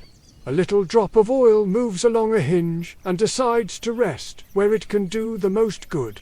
In the corridor beyond the compartment door, footsteps pass at measured intervals. Each a soft reminder that courtesy is not an absence of people, but a choreography of them. A shallow tray on the window ledge holds 3 objects as if they were exhibits. There is a stubby pencil with a railway's initials, the kind used to mark a parcel that wants to be found quickly. There is a folded timetable printed for no one in particular and for everyone who knows what timetables mean. There is a small metal tag cut in the shape of a lantern, punched with the same ring of hour marks, threaded on a loop of thin cord. The pencil writes the date on the back of the card with the same neat firmness that wrote courtesy. The tag rests in his palm with the cool of practical silver. The train leaves the inner arches and learns the sky. Viaducts take their turns like bridges in a story that respects order. A river accepts the reflection of a passing lamp, keeps it for a moment, then releases it to the dark as if the exchange were a handshake. On one embankment, a fox stops and considers the scene with the expression of a station master, inspecting a late freight before deciding it may proceed. Sometimes the carriage dims almost imperceptibly and then returns to its previous brightness. At those instants, the sound of the rails narrows to a whisper, and the night outside turns glossy. A sense arrives that the train is passing through spaces that are not exactly places. It feels like traveling through the pause between 2 thoughtful sentences. In each of these pauses, Harry notes the same faint scent, coal softened by rain, and a second smell he cannot name at first, and then recognizes as paper warmed by lamplight. The night service does not hurry. It does not delay. It holds to a pace that allows observation to be a kind of participation. Harry reads the blank timetable as if it were an instruction to pay attention. He checks the mailbag with the hand that has known too many mysteries to open anything uninvited. The knot holding the canvas shut is the same simple bend he once learned from a gamekeeper, tidy and unshowy, designed to hold until kindness unties it. A bell rings somewhere in the body of the train, a single note that declines to be reverberant. The conductor appears in the corridor and places a square of parchment in a small, brass holder outside each door with a motion that suggests the delivery of modest invitations. The parchment outside this compartment reveals a short list when the lamplight touches it. There are no names, only functions. A place that has forgotten its platform number. A signal that prefers to flicker when lonely. A station clock that keeps losing 4 minutes to kindness. The train narrows its attention as if hearing its own assignment. Fields step back to make room for sidings. The line bifurcates and then melds again with the harmony of forks in a drawer. Far ahead, a lamp shows red and then green and then red again, as if undecided about whether to greet a guest or keep a secret. The night service prepares itself the way a professional prepares a room, by noticing the details and letting the purpose of the place suggest the action. At the next breath, the carriage leans slightly as the train begins to slide into a short length of parallel track. Beyond the glass, a low platform appears, built of old brick and newer caution. Its signboard is blank, save for a faint outline where letters once were. A single clock under the EV reads a time that would be correct if one were telling a story, but is inaccurate by exactly 4 minutes. If one is trying to catch a connection, the lamp above the clock flickers with a timidity that asks for company. The night service sighs to a halt with the gentleness of a teacher closing a book. The conductor's cap appears at the door. He inclines his head toward the platform in a gesture that says the errand has become specific. The notch in the ticket feels like a compass when fingers find it. The metal tag on its loop makes a soft sound, as if silver had learned the word now. The door opens on air that keeps the memory of afternoon rain, even though the night has held its breath for hours. Harry steps down, and the platform accepts his weight with the frank welcome of a well-made step. The station beyond is neither abandoned nor alive. It waits in the honest condition between uses. Somewhere a small life rustles in hedges that respect timetables even while ignoring them. He stands beneath the reluctant clock and the indecisive lamp and measures the 4 minutes that do not belong to either. The night service waits behind him like a sentence that will not proceed until the clause it holds has been resolved. The ticket rests against his palm, and the lantern emblem on it seems to collect the little stammers of light above his head. The errand is beginning to name itself. It will be about time that loses its way to kindness. About signals that tremble when left to their own devices. About platforms that remember their numbers only when someone greets them. The train holds its breath. The station pretends not to watch. The second part of the journey ends in this small space where attention becomes the only instrument. The next part waits in the act that turns a flicker into a steadier light and returns for minutes to those who need them. The platform accepted rain light as if it were a permission slip. The clock above the EV kept its tidy face and its stubborn loss. The lamp beside it trembled between duty and doubt. The signboard waited with the humility of something that had once been certain and now preferred silence. Rails below held a thin mirror of moisture and offered it to the night. The errand shaped itself from the tray of small instruments a traveller carries without thinking. The pencil from the carriage lay in Harry's palm with the authority of a tool that has solved more problems than it claims. The coil of string learned the shape of his fingers and remembered a not taught outdoors in colder weather. The little metal tag shaped like a lantern rested against the ticket and acquired the warmth of skin. First, the lamp. A step stool lived where such things live, behind a door that respected hinges. The glass of the shade lifted with a shy scrape of a well-behaved rim. Inside, the mantle showed the fussy edge of a flame that had forgotten its center. Breath slowed. A match answered. The lamp learned a steadier heart from a hand that asked more than it insisted. The shade settled. The tremor declined to continue. A ring of light formed, sufficient without performance. Then the clock, for minutes, are a small distance, and nevertheless an exile. The case opened with the soft release reserved for those who mean no harm. The brass of the minute hand felt like a sentence paused in the right place. The pencil marked a tiny dot on the dial where the hand should be when the bell next consented to speak. The string made a loop and took a hitch around the hub, not to bind but to remind. The pendulum behind the dial kept its measured country, unoffended by visitors. A fingertip pressed to the rim carried patience into the mechanism until a click accepted the guest, and the hand advanced to the dot with the dignity of a decision. Beneath the eave, the clock considered its new posture.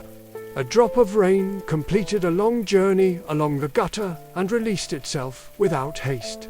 The bell declined to ring early. The lamp approved by not flickering. The face held its calm. Time resumed the habit of being helpful. The platform number came last. The board wore a pale ghost of letters long since removed, shapes that clung like receding tide lines. The pencil traced the faintest outline where the first character had once stood. The map in the satchel opened to the page that lists small things not because they are important, but because they are true. The board accepted the weight of a single numeral written in a hand that had learned to respect signs. The chalk from the hopscotch beside the parcel office lent its dust for the rest. Lines appeared as if returning from a holiday. The platform remembered its own name. A hush accompanied the return. It was the hush a corridor keeps when a door finds its latch in one try. The hush that follows a picture being hung level. The hush a key leaves behind when it knows it will be where it belongs the next time it is needed. The station's small lives resumed their choices. A moth reconsidered the lamp and chose the shadow instead. A rat along the far wall performed a tidy audit of crumbs and found the accounts accurate. The night service remained.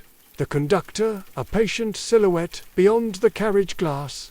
The rails loosened their mirror and kept only a dark, honest line. The ticket cooled in the hand that had warmed it. The lantern tag made a single small sound as if silver had agreed with brass. The clock marked the next minute exactly where it should be. It did not gloat. The lamp's circle reached the edge of the signboard and stopped at the frame with the manners of a guest who knows the house rule. The numeral on the board looked neither new nor ancient. It looked correct. The train received his return with the civility of a chair pulled back from a table by someone who knew he would come back. The compartment kept its arrangements. The mailbag on the rack held still with the discipline of canvas.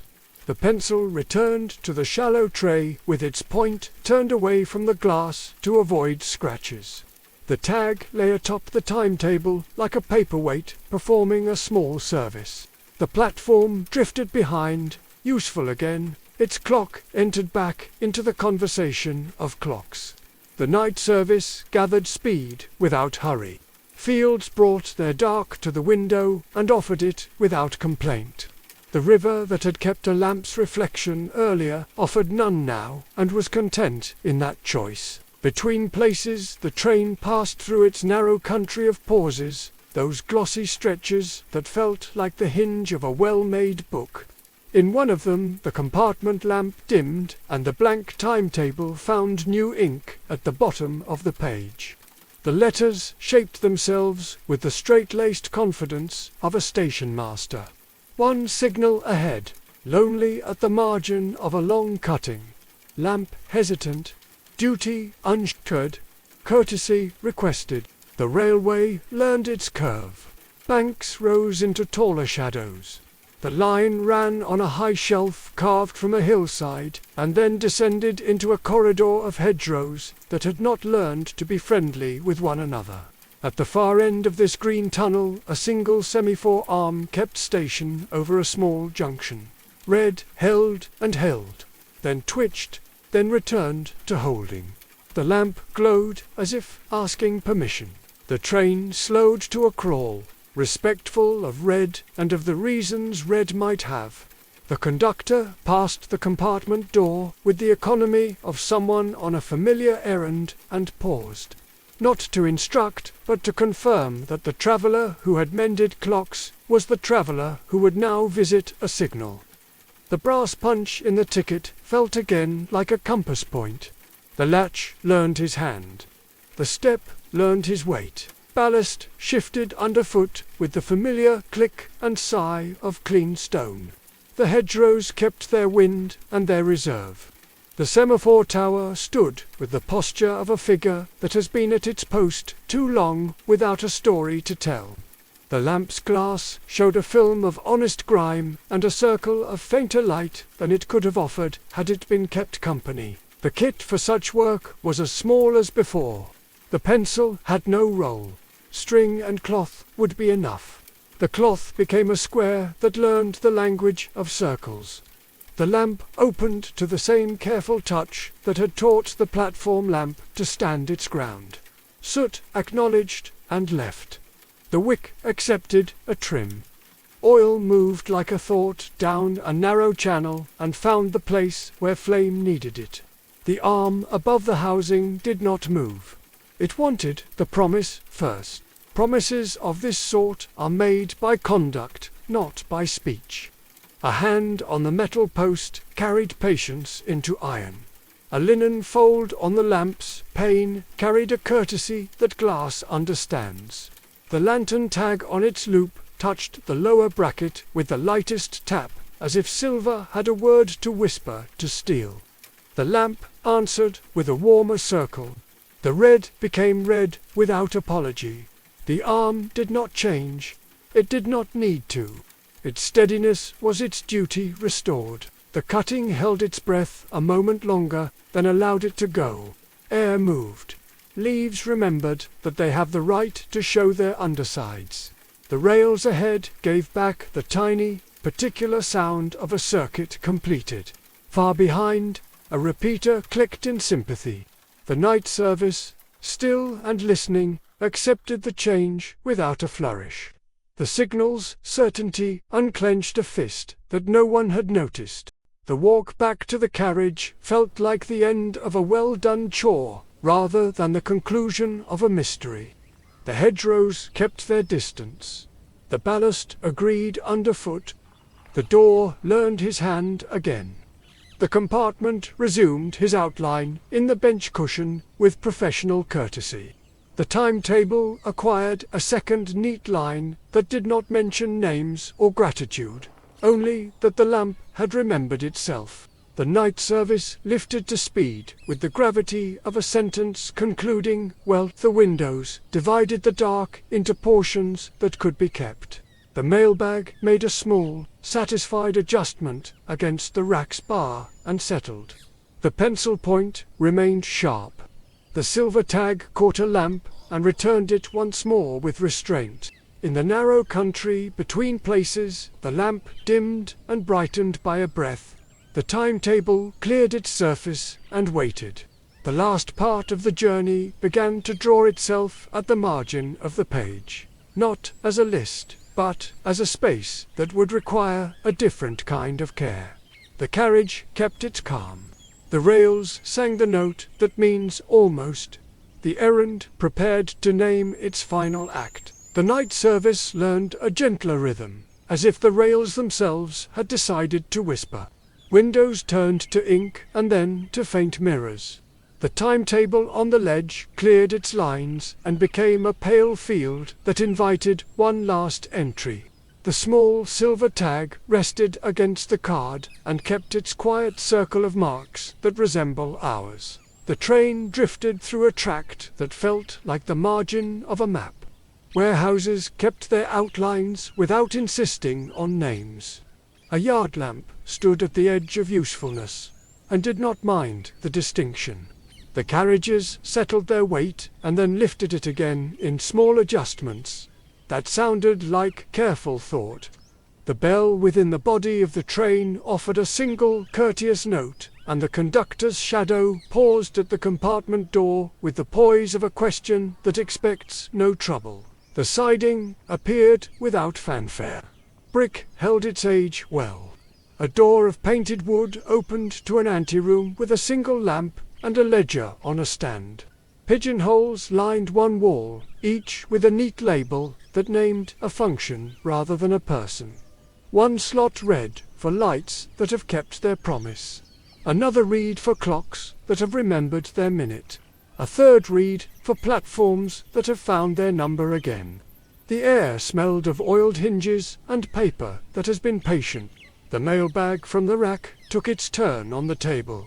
It's not belonged to a teacher of outdoor lessons. The cord learned a new loop and released itself without fuss. Inside lay objects that carried usefulness rather than sentiment. A brass faceplate stamped with a tidy numeral polished by thumbs. A small bottle of lamp oil wrapped in brown paper and tied with string. A narrow envelope that held a thin shard of glass cut to the exact size of a lantern pane. A folded card embossed with the sign of the lantern within a ring. The ledger opened where it wished. The entries arranged themselves by task completed, each line brief, each date given the dignity of precision. There was a place for the platform that had remembered its name, and for the clock that had recovered for honest minutes, and for the signal that had accepted company and steadiness. Another space remained, wide and blank, with only the faint impression of the lantern emblem pressed into the paper as if by a warm coin. The card from the mailbag fitted that space as if it had always meant to live there. It left no words. It left only a raised shape that caught the lamp and shared it back. The silver tag on its loop hung easily from a small hook set into the ledger's stand, beside a row of similar tags that had learned to be a quiet chorus. The oil bottle found its niche among others. The glass shard slipped into a felt sleeve that bore the careful mark for spares. The faceplate ascended to its pigeonhole to wait for the next signboard that wished to remember itself. The room accepted these small conclusions and grew still in the way good rooms do. The lamp neither dimmed nor brightened. The ledger closed with a sound like a book choosing sleep. The knot returned to the mailbag with the same tidy turn it had learned in a hut that smells of peat and tea. The conductor's gloved hand turned the latch with the kind of care that makes a hinge last a century. The night service breathed once and became a train again. The return journey behaved like a sentence that knows when to end. Viaducts offered their spans without asking for notice. Water kept its reflections for itself and was content with that. The timetable remained blank by design. The pencil lay where it had been left, as if ready to begin a new page the next time the line needed courtesy gathered and carried. The station received the train as if waking from a thoughtful nap. The hidden platform eased back into the arch that keeps two truths at once. Lamps chose their ordinary color. A watchman completed his round with the clean authority of polished boots. The hopscotch near the parcel office kept a thin outline, as though the chalk preferred to stay a day longer. The brick that holds a dry memory learned rain again, and looked pleased. The ticket had grown thin with having been held. It returned to the pocket where a map and string live without complaint. The silver tag did not follow. It waited on its hook where it belongs until the line asks for hands again. The carriage released its outline of a traveller and remembered how to be empty with dignity. The conductor lifted 2 fingers to the brim of his cap and returned to the work of travelling without leaving marks. Outside, the city arranged a rinsed morning. The air tasted of stone and the promise of bread. Trams spoke to intersections in their quick language. Newspapers knocked quietly at doors. He walked into that ordinary day with the easy stride of someone who has ended a task that asked for attention rather than applause. Far away, the clock tower lantern at the school held its modest center, and then, without ceremony, breathed a little deeper, the way a candle does when a door opens to the right room. The 4 places on the iron ring where hands had rested remembered their warmth and were satisfied. In the greenhouse, a leaf edge kept a thread of gold longer than it needed to. In the kitchen, a mug found the exact spot where steam rises best. In the library, a page turned itself back to a careful question and waited for the student who would ask it kindly. The story collected its tools, counted them, and found none missing. The rails resumed their work as if they had never done anything else. The platform clock kept time without testing the patience of anyone's connection. The signal in the cutting glowed with a composure that did not require witness. The ledger in the small brick room accepted one more day without new entries and was content. Evening would arrive again and bring its own errands. Somewhere a lamp would ask for company. Somewhere a sign would want reminding. Somewhere a minute would stray and then welcome a hand that knows how to return it. For now the train was satisfied to be a train, the station to be a station, and a traveller to be a traveller who carries a coil of string and a habit of courtesy. The night service kept its hour. The arch remembered how to be 2 things when asked with respect. The line that has always been kind to those who are kind to it waited without impatience for the next knock. That sounds like a timetable written in careful cursive and leaves behind light where there had been less. Morning placed a thin coin of light on the kitchen table. The envelope that had brought the errand lay beneath it, empty now, keeping only the faint perfume of coal and varnish. The ticket had softened at the fold and lived as a quiet bookmark between 2 pages of a notebook that prefers useful thoughts to grand ones.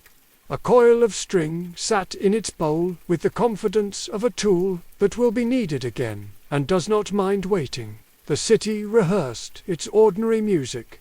Pavements dried into a pale gloss. Shop shutters learned their morning lift. Pigeons walked their opinions in tidy loops. The station wore the calm of a place that has done something complicated and prefers not to mention it. Under the arch that knows 2 truths, the brick remembered only brick. Beside the parcel office, the hopscotch numbers thinned but refused to vanish, like the last echo of a kind remark. Along the line, small things kept better company with themselves. A platform clock held its minute without bargaining. A signal lamp showed its colour with no tremor at the edges. The ledger in the brick room closed on a page that would be easy to open next time. The silver tag hung in its row with the posture of a modest medal, content to be one among many. Elsewhere the school settled into its day with the grace of practised kindness. In the tower the lantern breathed as a well-tended hearth breathes. In the greenhouse a cut stem took root and did not fuss about it. In the kitchen a mug found the warmer spot by instinct. In the library a penciled question waited on a ribbon and improved as it waited. The journey did not ask to be told. It folded itself into the habit of attention and became part of it. Trains stayed trains. Stations stayed stations. Hands that know how to adjust a lamp and a minute went back to the occupations that make such hands steady. Courtesy returned to being the quiet weather of rooms and platforms rather than an event. Toward evening the viaduct found its shadow again and kept it level. Water held reflections and then released them with professional timing. The night service rested in whatever place a thing like that rests, neither stored nor displayed, available as a principle more than as a machine. The timetable remained blank until the ink of necessity would request it to write. When owls took their roots and rooftops learned the softer hour, the arch under the station clock kept the simple dignity of brick. It would become 2 things again when asked with respect. Until then, it preferred to be one thing done well. The hopscotch squares conceded another layer of weather, and still retained the idea of play, which is an old cousin of kindness. In a small bowl by the door, a spare key shared space with the coil of string. Both were patient. Both knew their turn would come. On the notebook's spine, the ticket held its place and lent its weight to a page that began with a single line. Return what time you can. Beneath it, a list formed, slowly. Items marked not by urgency, but by usefulness. Nothing more dramatic than this seemed necessary. The postlude of such errands is a room that has learned to be easy to enter. A platform that announces the right number without pride. A clock that tells the truth and then does so again. The rest is simple. Lamps burn steadily when accompanied. Signs remember themselves when spoken to gently. Minutes come back where they are welcomed. Night arrived and laid a hand on rooftops. Somewhere a carriage eased into a siding without remark. Somewhere a watchman checked a latch and was satisfied. Somewhere a ledger breathed out its day and slept with its pages aligned. The line that favors those who favor it waited with patience that did not count as delay. If a listener were to ask what the errand returned, besides 4 minutes and a steadier lamp, the answer would be a practice. Attend to small things until they know they are seen. Share steadiness until it learns to stand alone. Leave rooms lighter than you found them. These instructions require no ink, no crest, no trumpet. They ask only for a ticket that reads courtesy and a hand willing to hold it.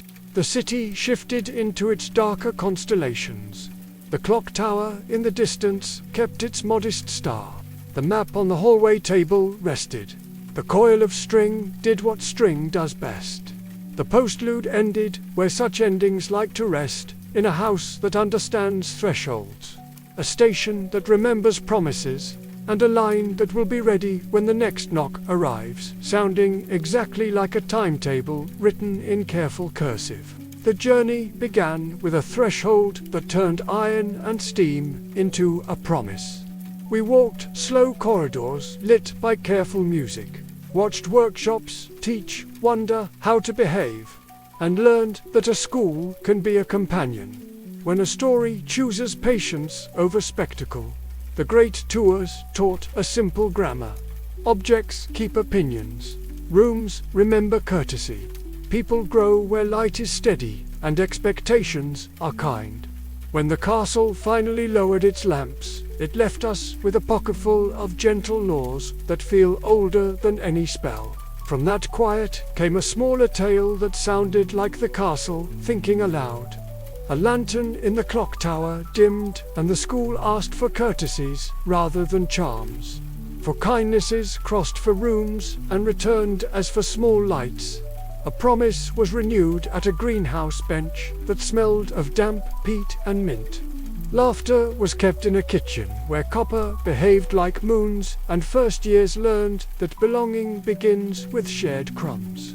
A question was asked well in a library that respects margins and evidence. A hand was offered first on a stair that shortened itself by the thickness of a book. Those lights entered iron and glass, and the lantern learned to breathe again. The school stood a fraction taller without announcing that it had. In its glow we understood that heritage without habit is only furniture. Habit turns heritage into home. The line beyond the gates answered with its own version of that lesson. A quiet ticket marked courtesy guided a traveler to an arch that knows how to be two truths at once. The night service appeared, not as spectacle, but as a working promise. A platform lamp regained its center and a clock recovered for honest minutes. A shy signal lamp in a cutting accepted company, and steadiness returned to a place built for decisions. In a brick room with pigeonholes labeled for functions rather than names, a ledger closed on tasks completed and did not require applause. The train became a train again, satisfied to carry small solutions back to where they would do the most good. The city resumed its ordinary music, which is the music of things functioning as intended. Taken together, the three journeys trace a circle that reads like a map of belonging. The castle taught the values. The lantern story practiced them inside the walls. The night service carried them outward to places with no banners at all. Each setting asked the same question in a different accent. Can attention mend what pride overlooks? The answers were untheatrical and therefore durable. A knot tied where it can be reached. A chair pulled back before it is needed. A timetable kept truthful because someone was kind enough to notice when it strayed. The craft lessons from the grand tour underline every scene. Workshops, scuff boxes, exactly where a shopkeeper's thumb would rest, so that belief can relax. Foley artists choose the right size of gravel, so courage sounds like courage and not like noise. Costumers move a button by a finger's width, so a teacher's authority can live in the silhouette and not shout. These choices are courtesy made visible. They are the same choices that steady a lantern and return for minutes to a platform. They imply a professional ethic that becomes a moral one. Do small things well enough that larger things do not have to shout. Music binds the circle. A Celestia taught the rafters how to breathe. Waltzers made silver remember grace. Winter strings carried steady light across long corridors. That same grammar of sound hums beneath the greenhouse, the kitchen, the library, and the stair. And it rides in the axles of a night train that keeps its promises.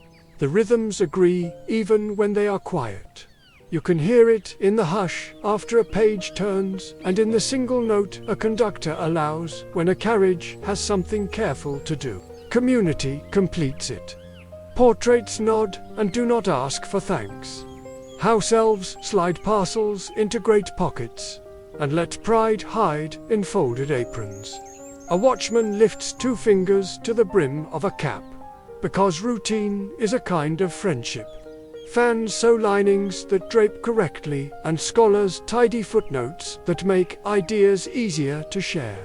These are versions of the same gesture, repeated until it becomes culture. The culture is courtesy, and courtesy scales. It makes a school feel like home, and a station feel safe at the edge of the day. So the ending is not a curtain, but an arrangement. The lantern in the tower keeps its modest heart. The arch at the station remembers how to become two things when asked with respect. The viaduct holds its line across a glen that has no interest in applause. The ledger waits on a stand that is exactly the right height for a tired hand. Somewhere a first year ties a shoelace for a friend, and a stair decides to shorten itself by one step.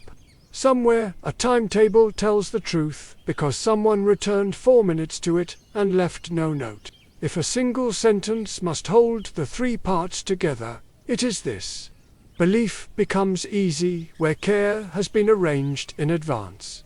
The beginning taught us why. The clock tower showed us how. The line reminded us where. Carry a coil of string. Renew a promise when you can. Laugh in rooms that welcome it. Ask questions in a way that leaves minds open. Offer your hand first. If you do, the lanterns you tend will not only brighten glass and iron, they will teach corridors, platforms, kitchens, and pages to become gentler places for the next traveler who comes through. And when you set the book down, the world will have changed by the smallest measure that matters. A hinge will last longer. A light will tremble less. A minute will be where someone needs it. The castle will keep its watch. The line will keep its hour. The threshold will continue to open, not because it is forced, but because it recognizes the shape of stewardship when it arrives.